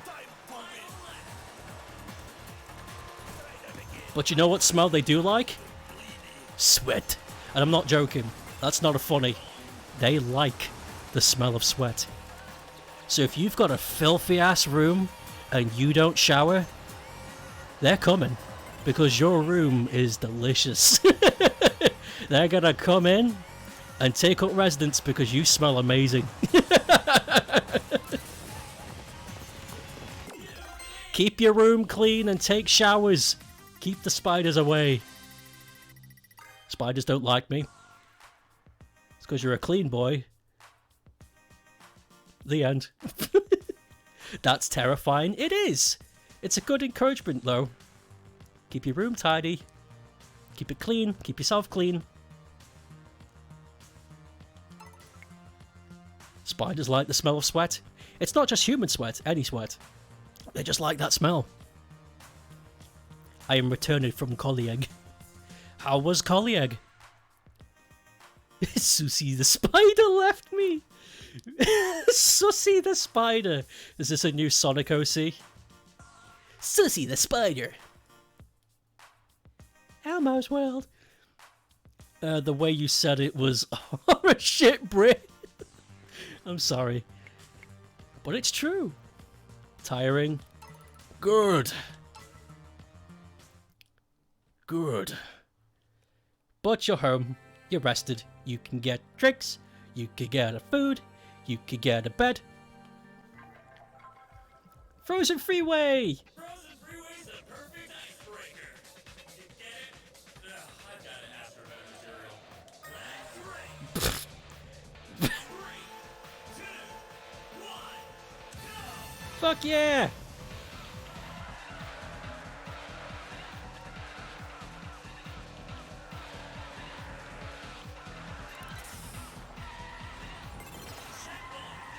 Whoa.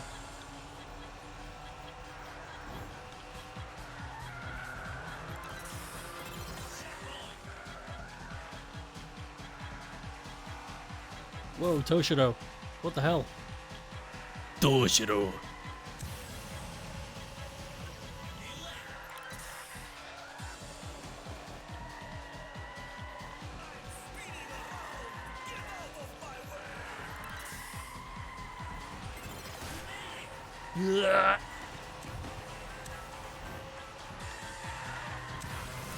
Oh, that was a bad move. I shouldn't have done that right there. Oh my god. Don't boost whilst you're drifting, holy shit.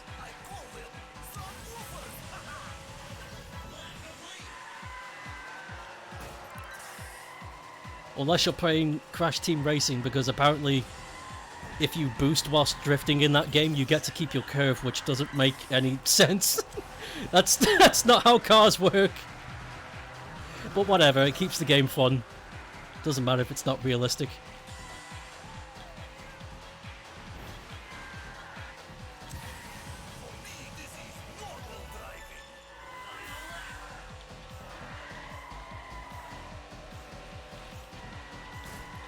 Ugh.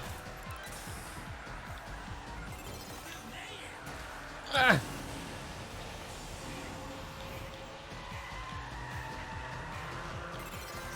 What's my favorite car game?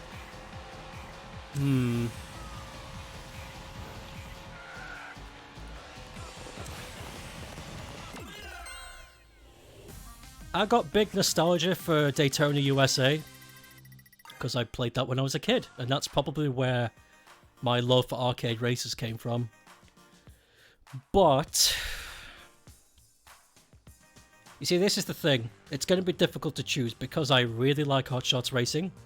I think it's a really good blend of Ridge Racer and, you know, other types of arcade races.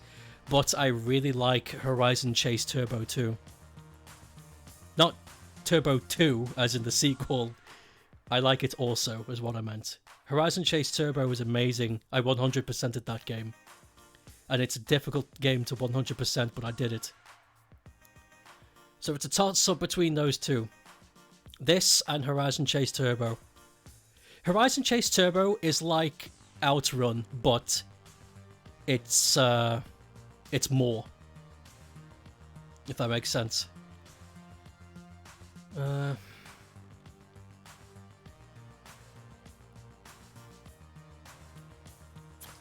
But when it comes to more of the cartoony races, I honestly don't have a favourite anymore. I used to.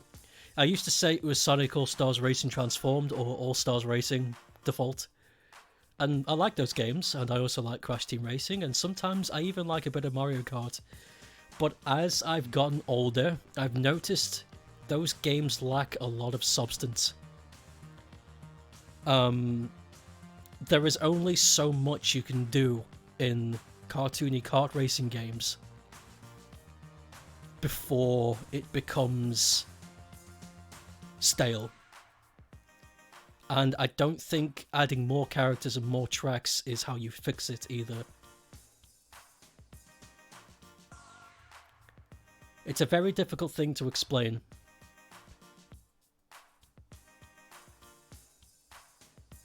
I like this game because it promotes risk. If you risk it with a drift or risk tailgating off of a wind, you get given boost meter. So if you keep playing it safe, you'll get nowhere. You won't get acceleration. So this game promotes risk, and that's how you win. And Horizon Chase Turbo is kind of the same. But what is risk in Crash Team Racing? Everybody has the risk, and everybody can nullify that risk with a random number generator that's associated with them with an item pickup, which is not controlled.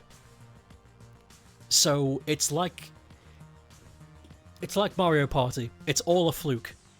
Everything that happens in Crash Team Racing and other games of the Lark is a fluke. If you win, it was a fluke. Because you just happened to got the items to defend you. You got the items that happened to get you through. And you just so happen your opponents got the items that were perfect to not take you out.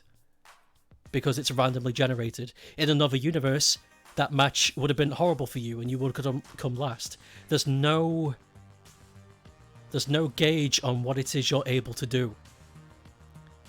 The only thing that you can 100% do in those types of games is get a drift boost. And maybe hit a boost panel now and then. But if everybody can do that perfectly, then everybody will just be in the same spot. Do you see where the problem is? The substance stops when everybody is on an equal playing field and can only succeed through a number generator. And I hate it. But games like this, the more you risk, the more you know where you can take those risks and utilize them, you win. But then again, so can your opponent. And you're all on the same field. You can also drive. Yeah, fuck it. Nobody's listening. Since I'm not tired as I was yesterday, I'm going to go back to Minecraft pagoda building. Oh, sick. Yeah, your pagoda... your pagoda is amazing. It's huge. I've also gotten older. I've found that my back hurts when I sit without proper back support. Yep. Enjoy that. It's never going to go away. Fish naturally spawned in my pagoda water. Oh, that's great! For modern races, this is definitely one of the best. Welcome to old. Nah, but seriously, I played CTR for its whole lifespan and my favourite car game. But when you were playing against actual good players, everybody would just be in the same spot. That's what I'm talking about. That's not good. That shouldn't happen.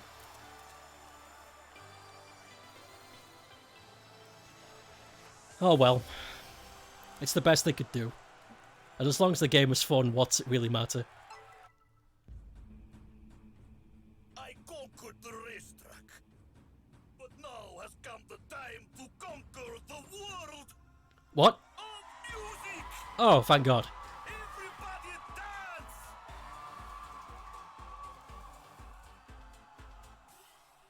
Have I played SRB2 Kart? I have, but I've only played it. I've only played it to check it out. I didn't play it with other people, and it looks like it follows the same rules as every other kart racer. Well, I've played every track, and that's just great. But there's other stuff you can do. Single race. No, not arcade. Cops and robbers, driver explode, barrel barge. I like these modes. Okay, Coast, which is the best one?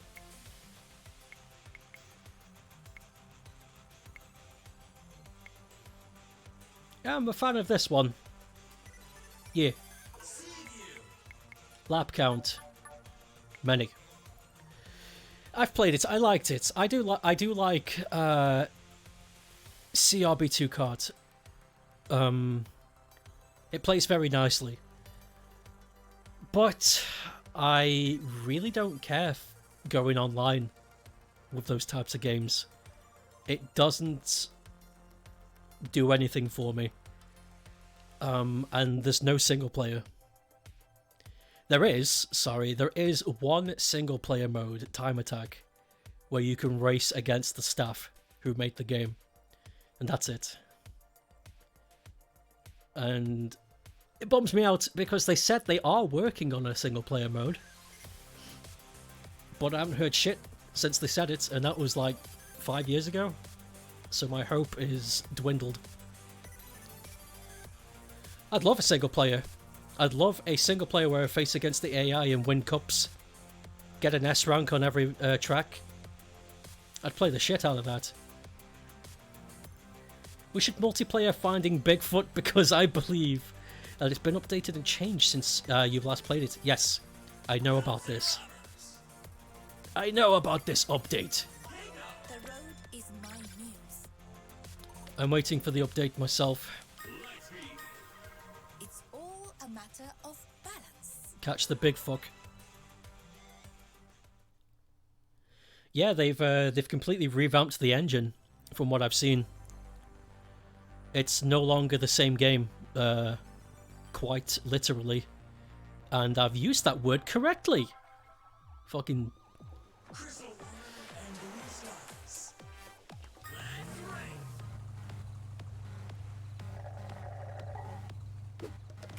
Okay, here we go! We're the police, and we gotta... Boom! We gotta take him out. It's cops and robbers, baby! Cops and robbers!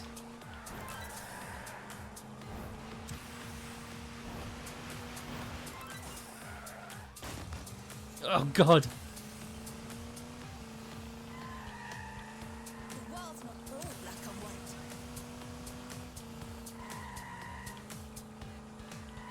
I'm not doing very well. I need to catch up.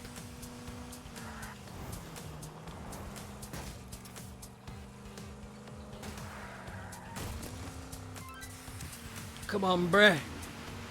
This guy's... Got you, Alexa. I got you. The world's not all black and white.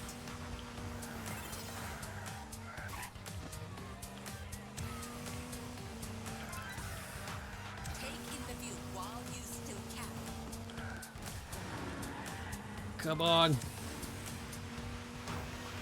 Just one.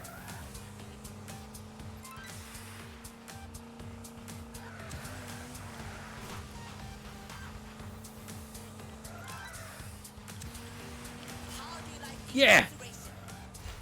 Got him. Nice. That's one. Okay, Victor, you're next.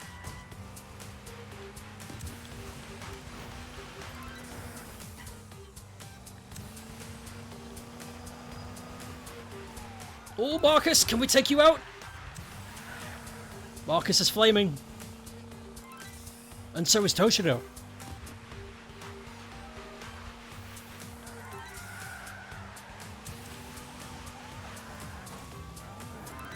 Come on! Victor! One robber remaining. Get him! Get him! Get him! Get him! Caught him! Yes! Nice. Apparently there's a ranking system to this, but I just enjoy being a cop. It's fun. Ape community has to find ape foot? Since you can have a player control big feet. I wonder how that works. Has Witch Hunt been updated? No, Witch Hunt is over. It's finished. It's a finished product. But the guy that made Witch Hunt is working on a second game. It's called Skinwalker, I think. I don't know if it's out yet. But that's his next game. And it looks very good from what I've seen. I can't wait. Witch Hunt. Witch Hunt was one of the few games that managed to frighten me.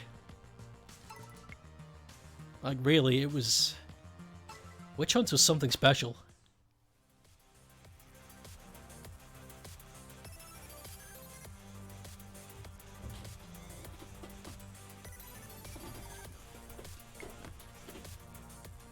Okay, I want to do Cops and Robbers again. But I want to be somewhere else. Desert? Oh, actually, if we do it on Casino Run, then it'll be fitting. Yeah, yeah. Oh, you can mirror it. Oh, I've never tried a mirror match before. I have acquired pizza. What flavor? What flavor is this beats? Okay, let's do Cops and Robbers again, but in Casino Run. I want to be British. So what do you say we go for a ride? Okay. What was that? To perfection. This what a ball? Was that bulldog? I heard something. Bullshit. Yeah.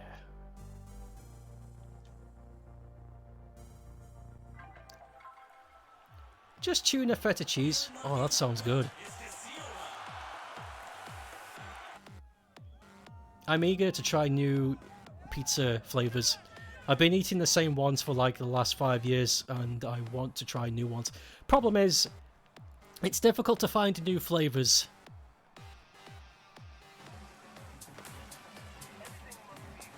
Stationary ones anyway, so I have to resort to making my own.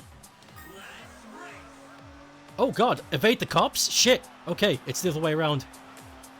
Go, go, go! Oh no!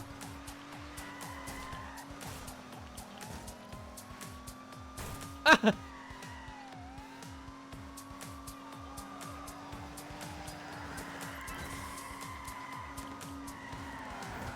Woo-hoo-hoo!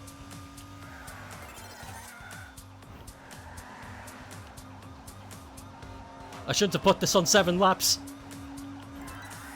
Oh god! I'm gonna die. This is not good. Shit!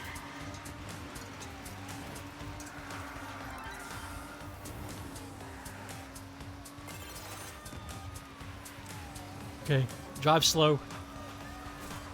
Let the other guys get beefed.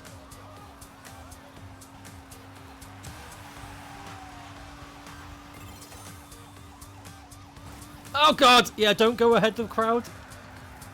I'm sure we can just replace the tires. Oh no. Oh no. This isn't good. Why didn't I just stay with the crowd?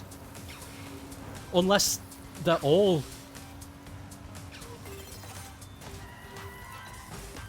Fuck. Unless they're... Unless... Oh no, no, not everybody's. Look at this guy!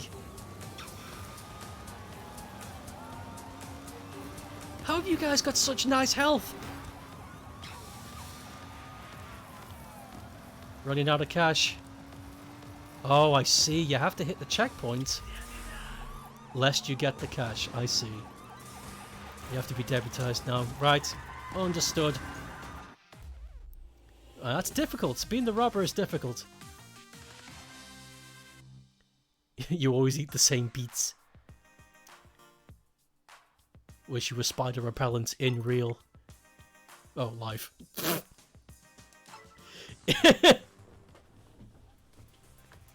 Welcome to real. Exit is over there. I've only done the robber side once. Being the cop is really fun. I hope... Can it put me as a cop again? Hello, ladies. Being the cop is very fun. I like to have it all. Because your car doesn't have health. And you're much faster than them. And you get to turn other robbers into police. So eventually you amass this big gang to take out the robbers. It's very fun. I like it. Am I a cop?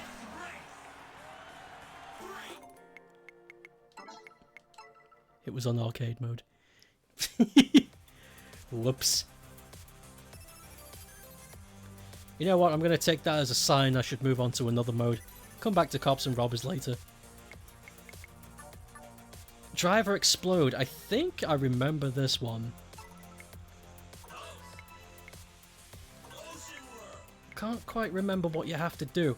Keep up the speed and make the checkpoints avoid exploding. Well, thank you. So, Bayo 3 and 3D Kirby. All amazing things. I don't have time to sit around. Kribby! Kribus, Dibus, and Hibus are all going to be in the new 3D Kirby.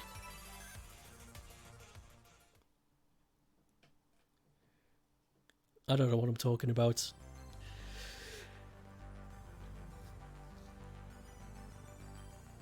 I can't wait for those games. They're going to be amazing, but...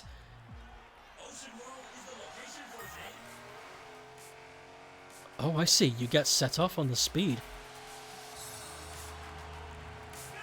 I probably should have picked a car.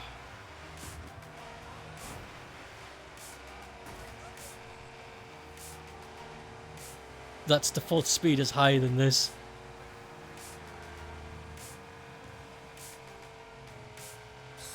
So I gotta keep it above 91.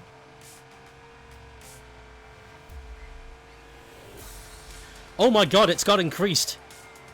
I gotta keep it above 100. Oh my god. I should probably start building up. 120. I really should have picked.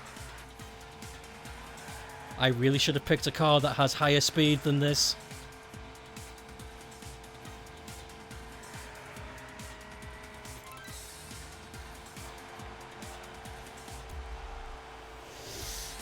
Oh my god. This is hell.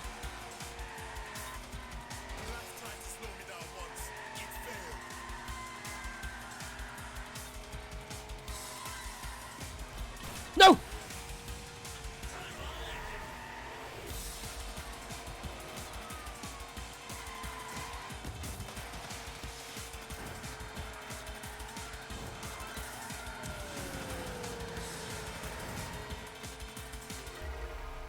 $150!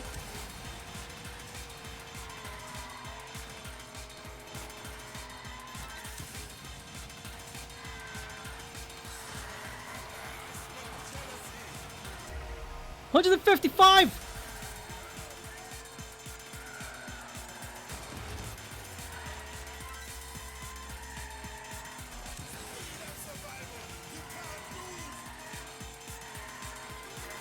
$158!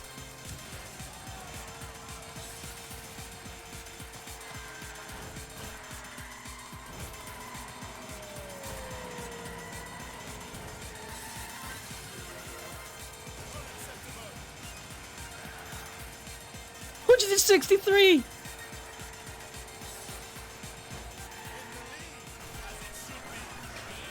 No! Oh my god!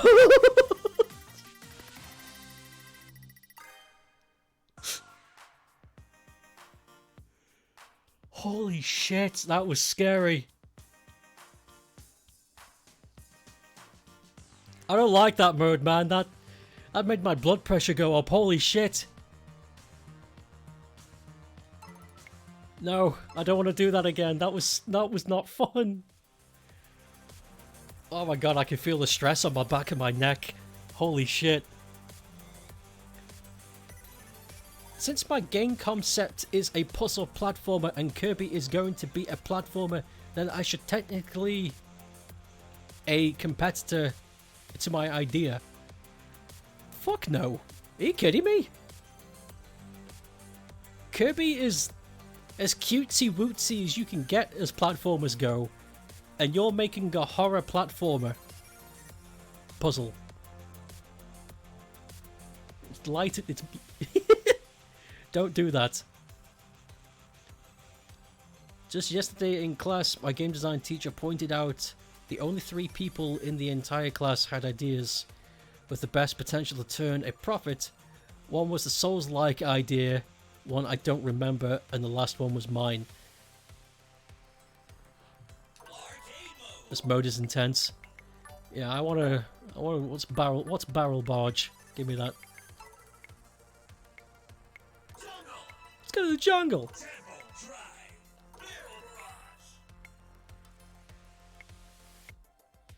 This face.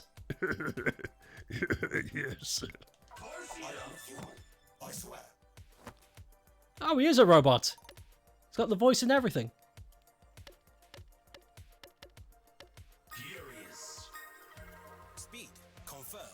Acceleration optimized. Handling precise.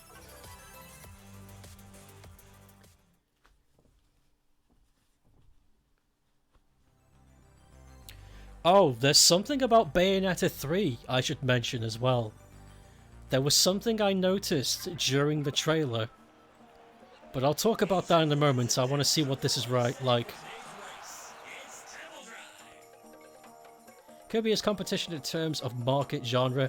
Every game is competition, if you want to put it like that.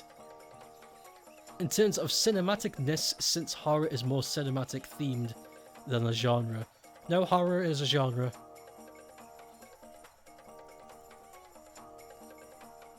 I don't know who's told you that. If it's your teacher, give him a slap for lying to you.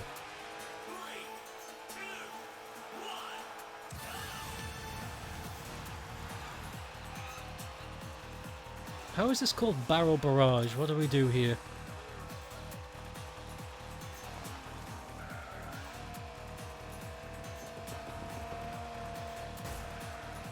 Do we hit the barrels? Is that what we do? I don't see any. Huh? Oh, when you hit a checkpoint, you get a barrel, and then you can drop it off. I guess that goes for all the other races, though. So eventually... Oh, the track's gonna get really full real quick of barrels. I see where the challenge is now.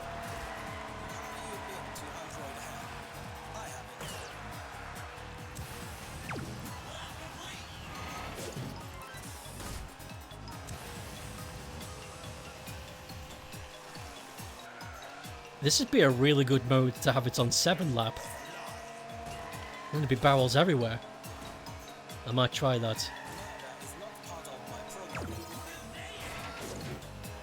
Yeah, there are some.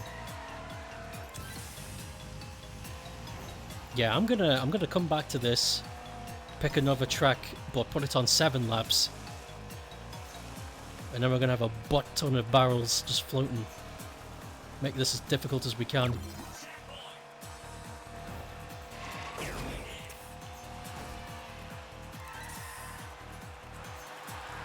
Oh shit, Marcus went.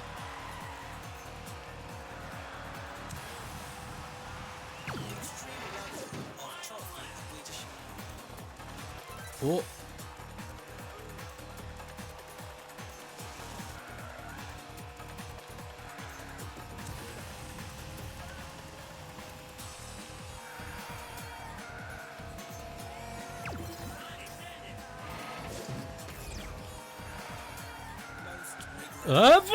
Oh.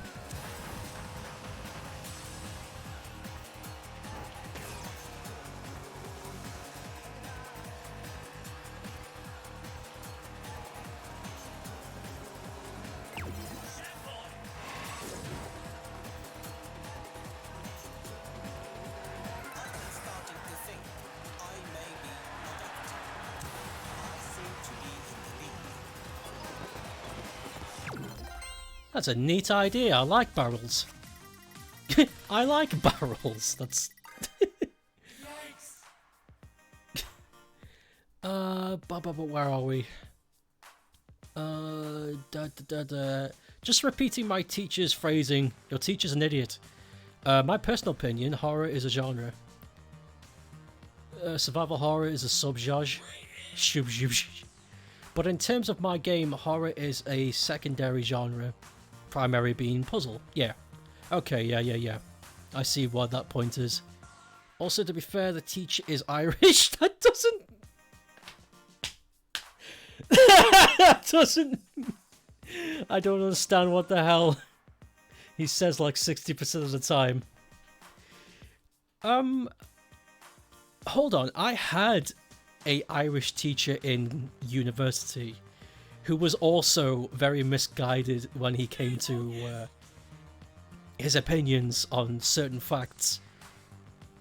Is your Irish teacher very tall, very slim, kind of in his late 40s? He's got a 5 o'clock shadow. I forget what his name was. Probably a good thing.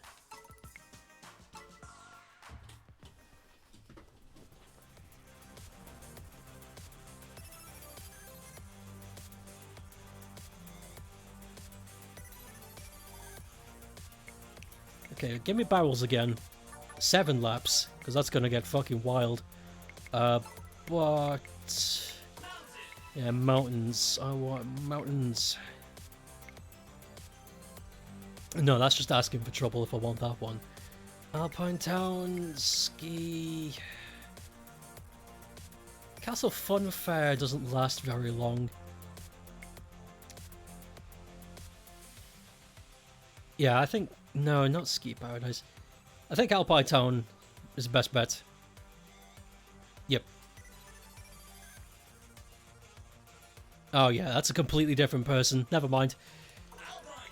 Maybe just Irish game teachers are... maybe they're just not suited to it, I don't know.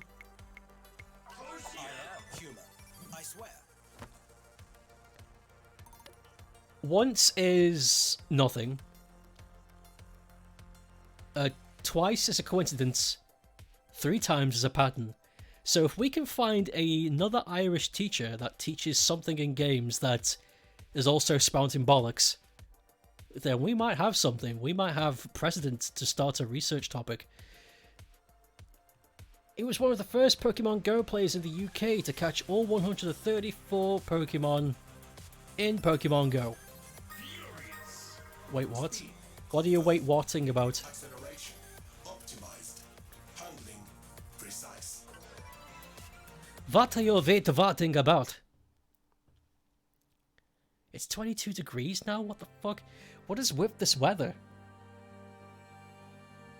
Is September just the teacher study thing? I'm just saying, gaming writers teacher...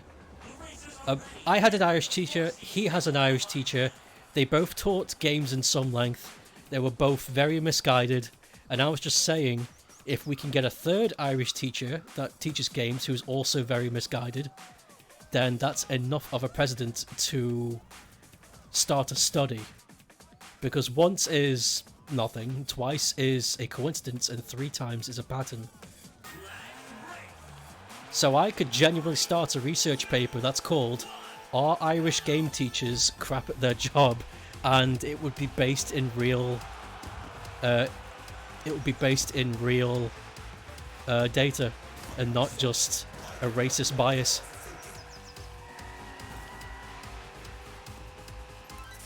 Nah, do it. I can't. I don't know of a third one. I need a third.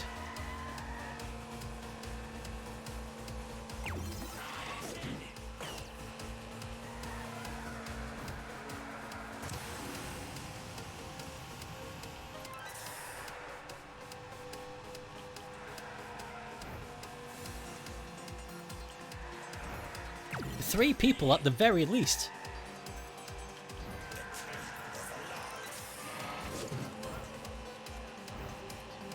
More would be nice, though. I am starting to think I may be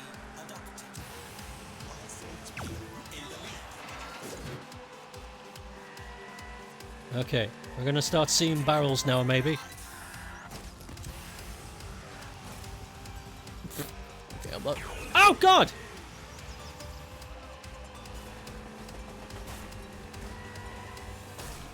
This ain't going right.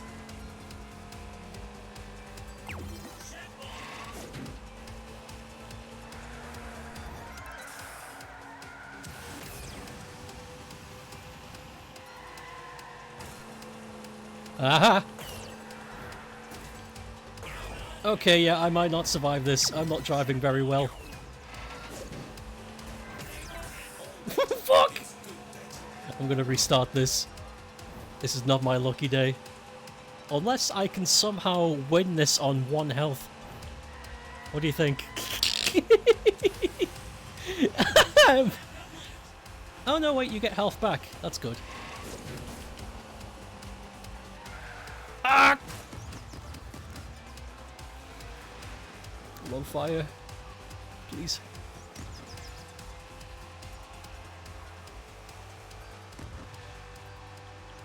I'm doing very well. Oh my god, all of those barrels. Okay, player's been eliminated. Good.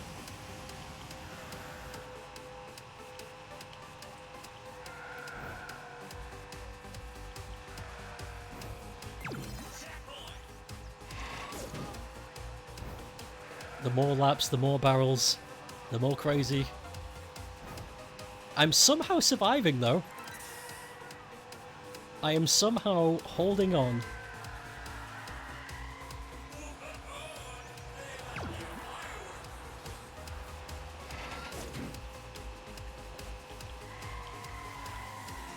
Reconfiguring gyroscope. Yeah.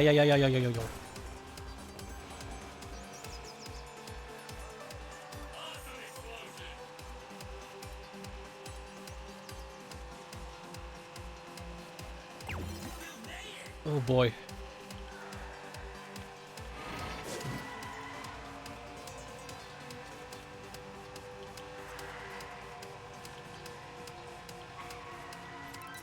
Ooh. Oh. You know, this sounds like a fun idea in my head, but in practice this is rather scary.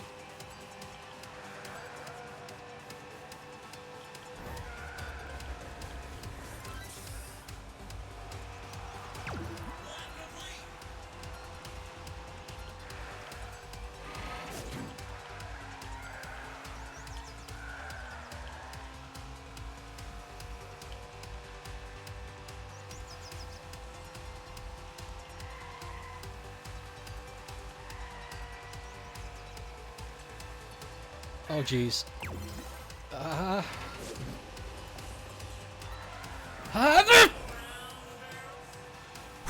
I'm on 1 health. I got 1 blip.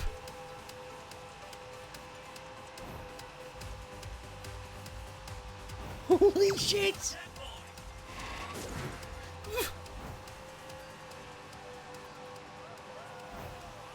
There's still more to go. It's just gonna keep building up. Oh no! No!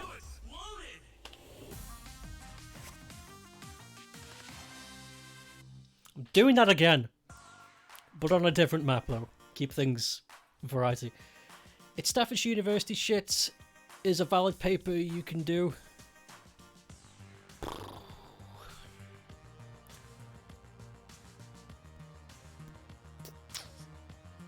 Yes, but no.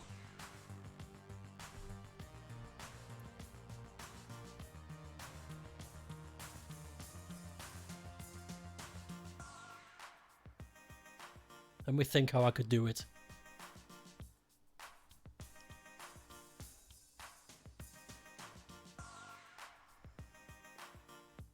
You see, by having a paper like that, you would risk defamatory. Staffordshire University could easily take you to court for writing a research paper about how ineffective they are as an organisation. And it sounds petty, but that's something they can do legally.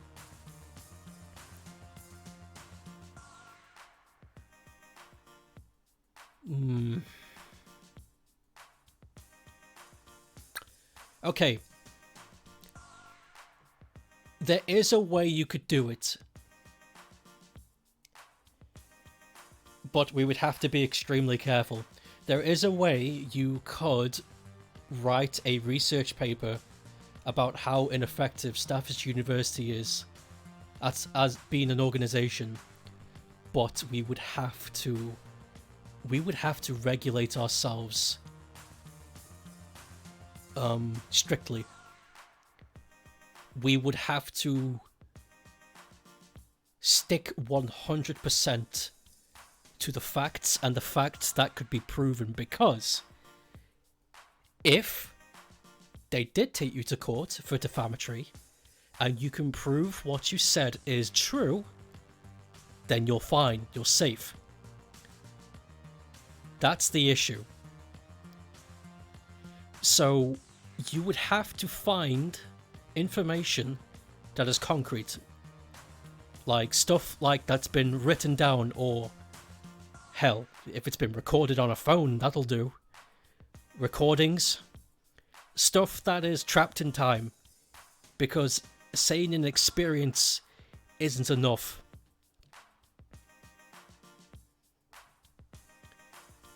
You could do it, but it'd be very difficult. And you would have to really go out of your way to find feasible, proven evidence. Stuff that cannot be refuted. But you could do it. Is it really defamatory if it's a research study with proven facts and evidence? That's what I was just spouting. If you could prove everything without a shadow of a doubt that it's true, then it is not defamatory. But good luck doing that. Because Staffordshire is not going to give over their data to you so you can write ill of them. They won't give you data to begin with. They just won't. So you would need to have information outside that could be proven. And again, good luck trying to get the average student to pay attention long enough to give you solid evidence. The majority of them are just there to smoke weed anyway.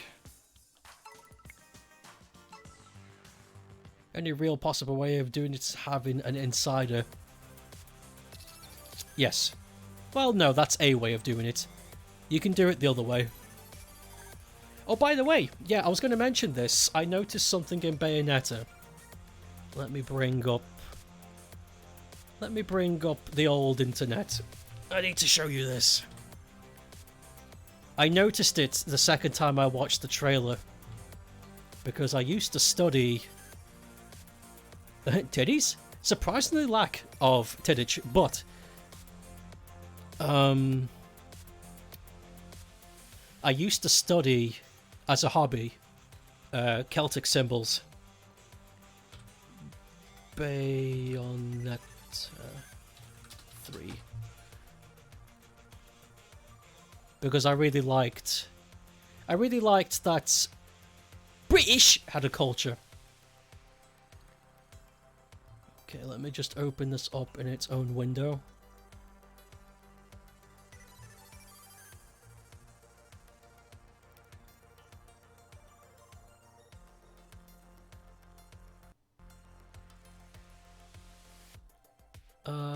Let me bring that up here. There you go. Okay, there's the logo.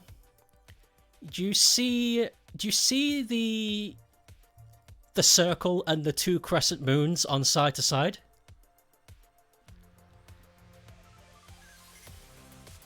Just making sure that's what we're all looking at. Okay. What was it called? I used to know the name of it. It'll be in my history. Give me a moment. bim, bim, bim. Match history today.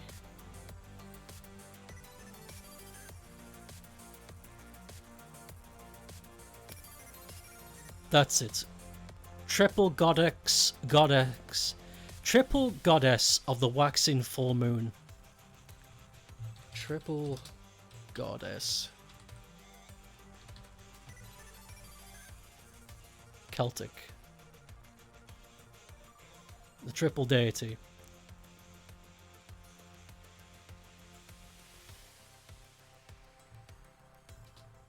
Symbol. I need the symbol as well.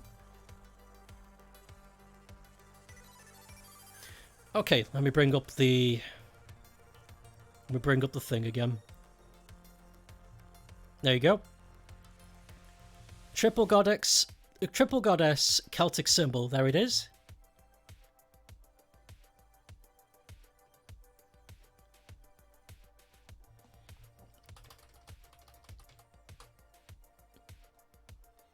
It's a deity of deities archetypes revered in many neo-pagan religions as spiritual traditions. In common neo-pagan tradition, triple goddess is viewed as a trinity of the three districts aspect of figures uniting into one being. So I've got a theory. That the villain in this game is the god that dictates all three of the realms. Because in the first game you fight Jubileus. That's God in Bayonetta terms. In the second game you fight the god of Chaos, who was originally the god of the Earth, because Earth is the Chaos realm. And you do get to fight one of the High Ringers of Hell, just because of a dispute in the second game as well. You don't get to fight the Hell because you're in a contact with them, but they did their best. So I was thinking, who else can they fight? Because they've pretty much knocked out all the main players. And then I noticed that these creatures look nothing like anything you've seen before. And then I saw that symbol, and I looked into it. And it's viewed as a trinity of the three districts, aspects of figures unite into one being. Perhaps... probably just a hunch. But perhaps the villain of the third game is this god. And that's it. That's my game theory. It's a short one. But that's what I noticed.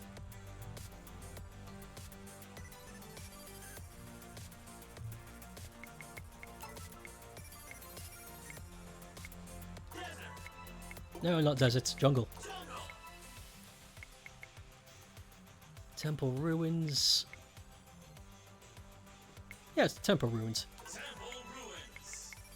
Do this again. But this time not fuck it up. British. The name's Aston. Austin. Had a crescent moon. I know it's part of her logo, and I know it's part of the logo, which is why I think it's clever, because, you know, Bayonetta, moon, blah blah blah. But This isn't just I fun. couldn't help but notice the symbol.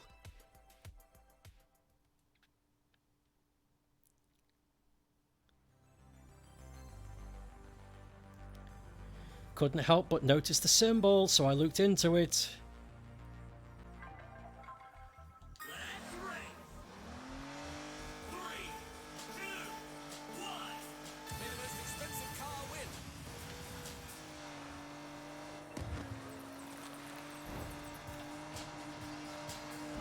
Let me impart some lore.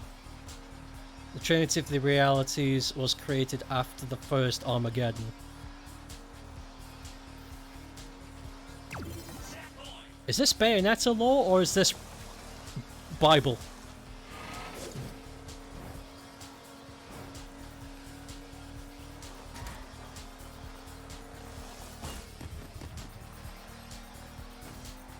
The exact details. It's Beowlore. Okay. Damn it! I'm not paying attention to any of this. Fuck. The exact details of the first Armageddon are unknown. Only that it happened is known. So, do you think it could be related then? Do you think it's Armageddon?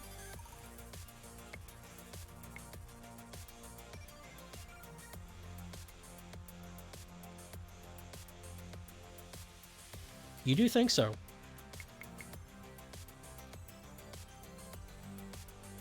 The Trinity of Realities. I think that your idea fits very well.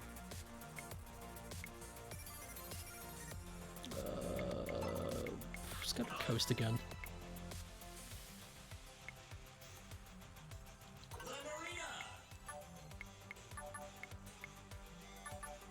Come on, I can do this without screwing up. Do you know my father? This... Some god or eternity that caused their creation is returning or something. That's what I think. The God of Gods. Blue skies, clear water. I'm eager to see.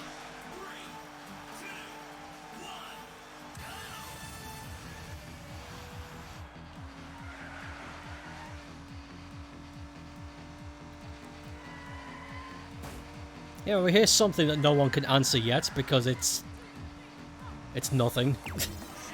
Who do you think that sword guy is at the end of the trailer? I'm sure we can just replace the tires.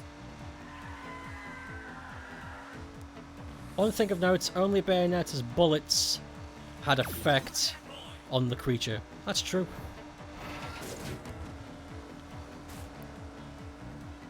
People... Bayo comes back and people are like, Omega horny, for fuck's sake. That is a for fuck's sake moment. You're right.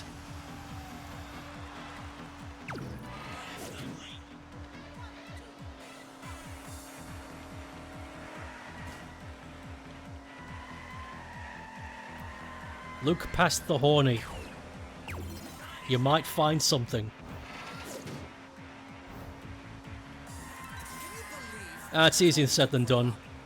I'm 28 now. My my drive for such things died.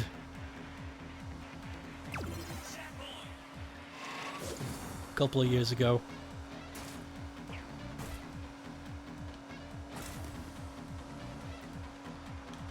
Skirt.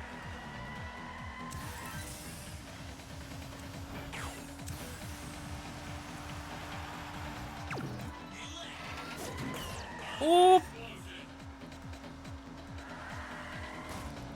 Not to mention the medication I'm on stifles such behavior. And it's amazing. I've gotten so much fucking work done. I'm not even joking. Not being horny is like a superpower.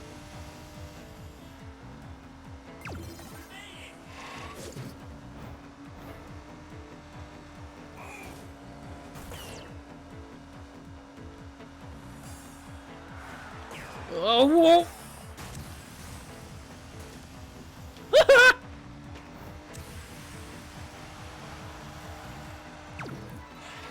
More barrels!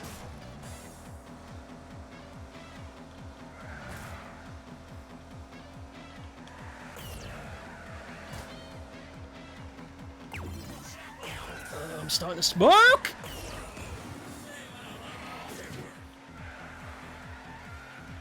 Ah, Jesus. I need to keep it safe. I'm in the 40s now. Below 50, starting to smoke. Ain't good. Get some health back on the main.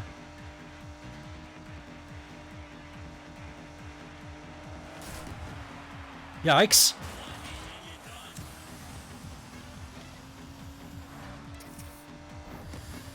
Son of a bitch for crashing into me like that. Okay, got some health back.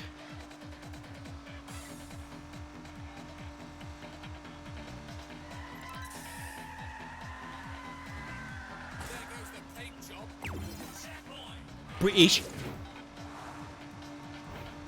3 players left. Am I gonna get first based on elimination, or am I gonna have to win this proper?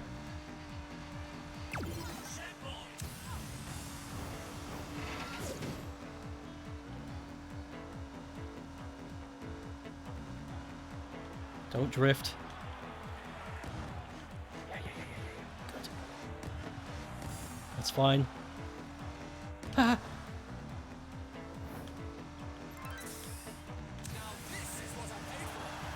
No, this is pod racing.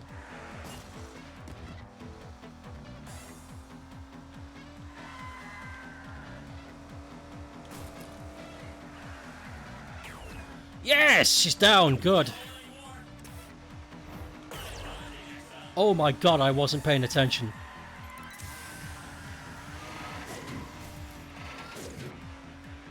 I'm still in first position though. Okay, just gotta drive. Just gotta drive carefully. My opponent is so far behind, I'm about to lap her. So, all I need to do is just survive. Don't hit anything.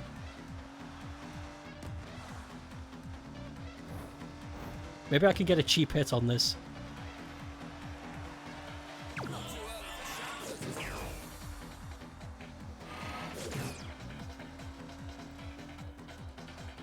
Oh, I'm the only driver remaining. I've done it. I wiped them all out. I can replace that.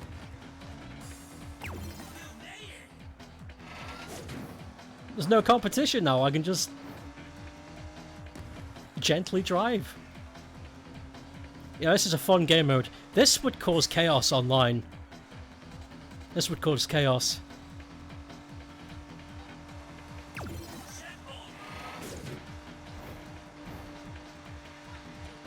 There would be some evil fuckers as well. There would be some dastardly people that would be dropping barrels in, like, locations where people drive often, like pre-designated routes. That'd be some really despicable moves. Despicable! Neat. Okay, and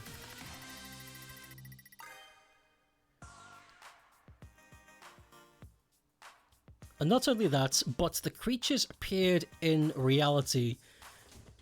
Not Purgatorio. Yep. I noticed that people could see them. For those who don't know, in the Bayonetta universe, there is a place called Purgatorio, which is like the Oreo cream of realities. It's the bit in between that holds it together. You've got Hell, Heaven, and Earth, and the bit in the middle that sticks it all together is called Purgatorio, and you can go there. It's just another realm. And most of the game is taken most of the games is taking place in that area, because that means anything that happens in Purgatorio is not seen as actually happening. So that Hell doesn't know what you're doing, Heaven doesn't know what you're doing, and the Earth doesn't see what you're doing. So only a few people really know what's going on. But as we saw in the trailer, those monsters and the Earth could see what was happening. So they've broken through. Just Purdy but peeps immediately all like... Oh god, I'm not reading that. It's cringe. Horrenby. What the fuck was that? So it's just like Purgatory. Yeah. It's a reflection of the human world. It's an interesting thing. Okay.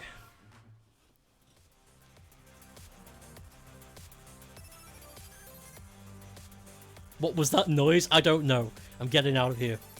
Okay, we're gonna do one last thing. Casino. I want to do cops and robbers again. But I want to be the cop, damn it. Come on, we've got a race to win. Here's a big Bayo question.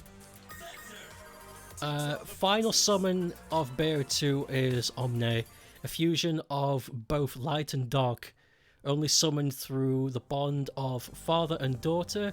What final summon will Bayo 3 do to top that? Well, she doesn't have the eyes anymore, what with the Chaos God dead. They're useless. Evade the cops. Well, if I stay in this mode, perhaps I can become the cop afterwards. I'll try my best.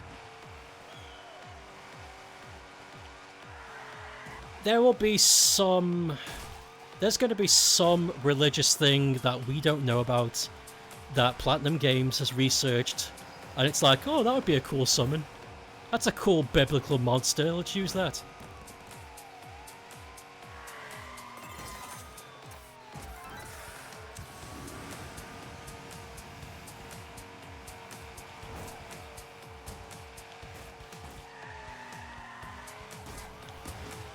What the hell is happening? Holy shit! I didn't know you could go underneath cars.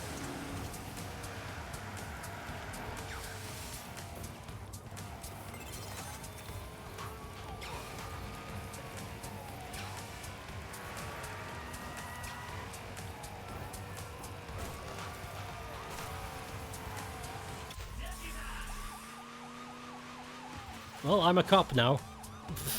I would like to have been a cop from the beginning. This is good enough.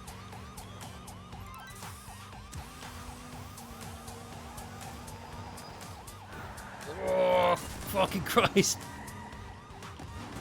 No, please. Oh.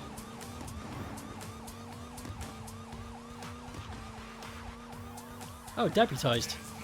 How did that happen? Oh, probably ran out of money. Yeah.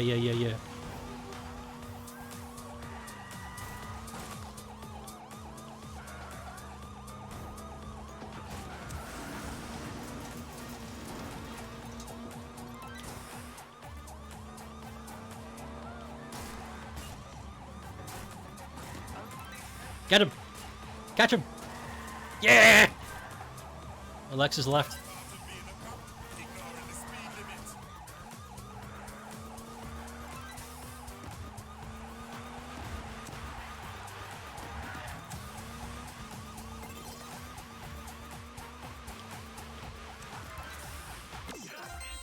Neat. Yeah, can we go back? Are you sure you want to restart the race? Yes, I want to be the cop from the beginning. No! Retry. Is Toshiro the cop every time? No, it's changed. Yes! I'm a cop! Yes! Okay. Here we go.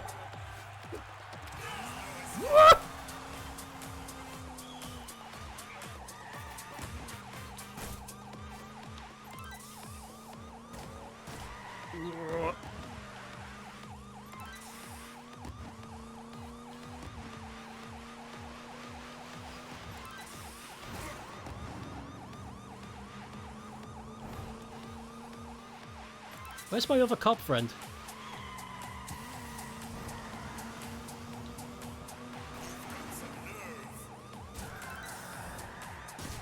Fuck.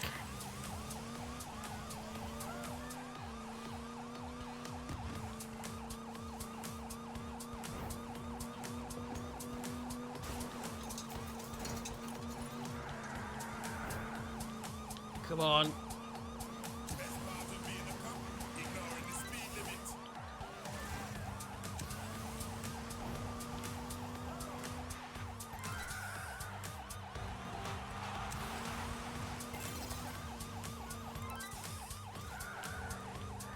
Come on!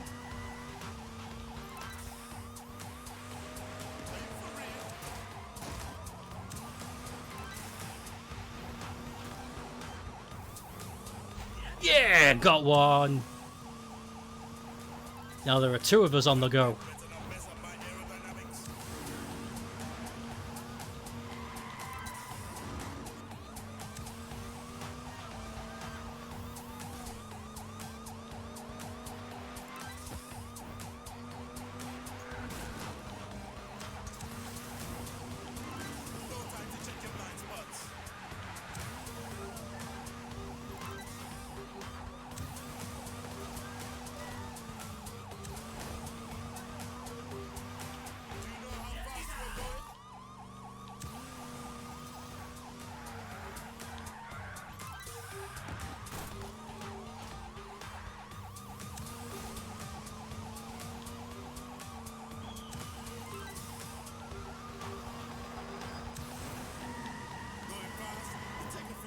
scripts. I hate crawlers. They always slow you. Deputized! Fuck, I'm stuck. Come on. Go, go, go!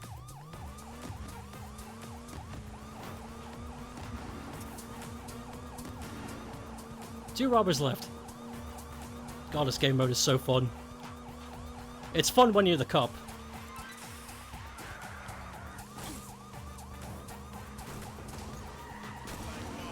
Oh my god, he fell through the world! He got pushed out to the limits! Please tell me someone saw that! That's a really great way to end the stream. Well, there we go. We just saw a bug. Rock and roll.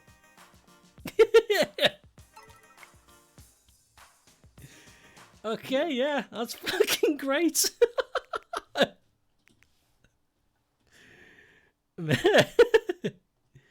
Oh, I bought the special edition of Bear 2 when it came out, which came with the digital version of Bear 1 and physical version of Loki's cards. I've got that too. I got that special edition as well. Hey, I wonder if Bear 3 will have a special edition. That'd be nice. That'd be tasty. Actually, another fun thing, the gameplay in the trailer says verse 7.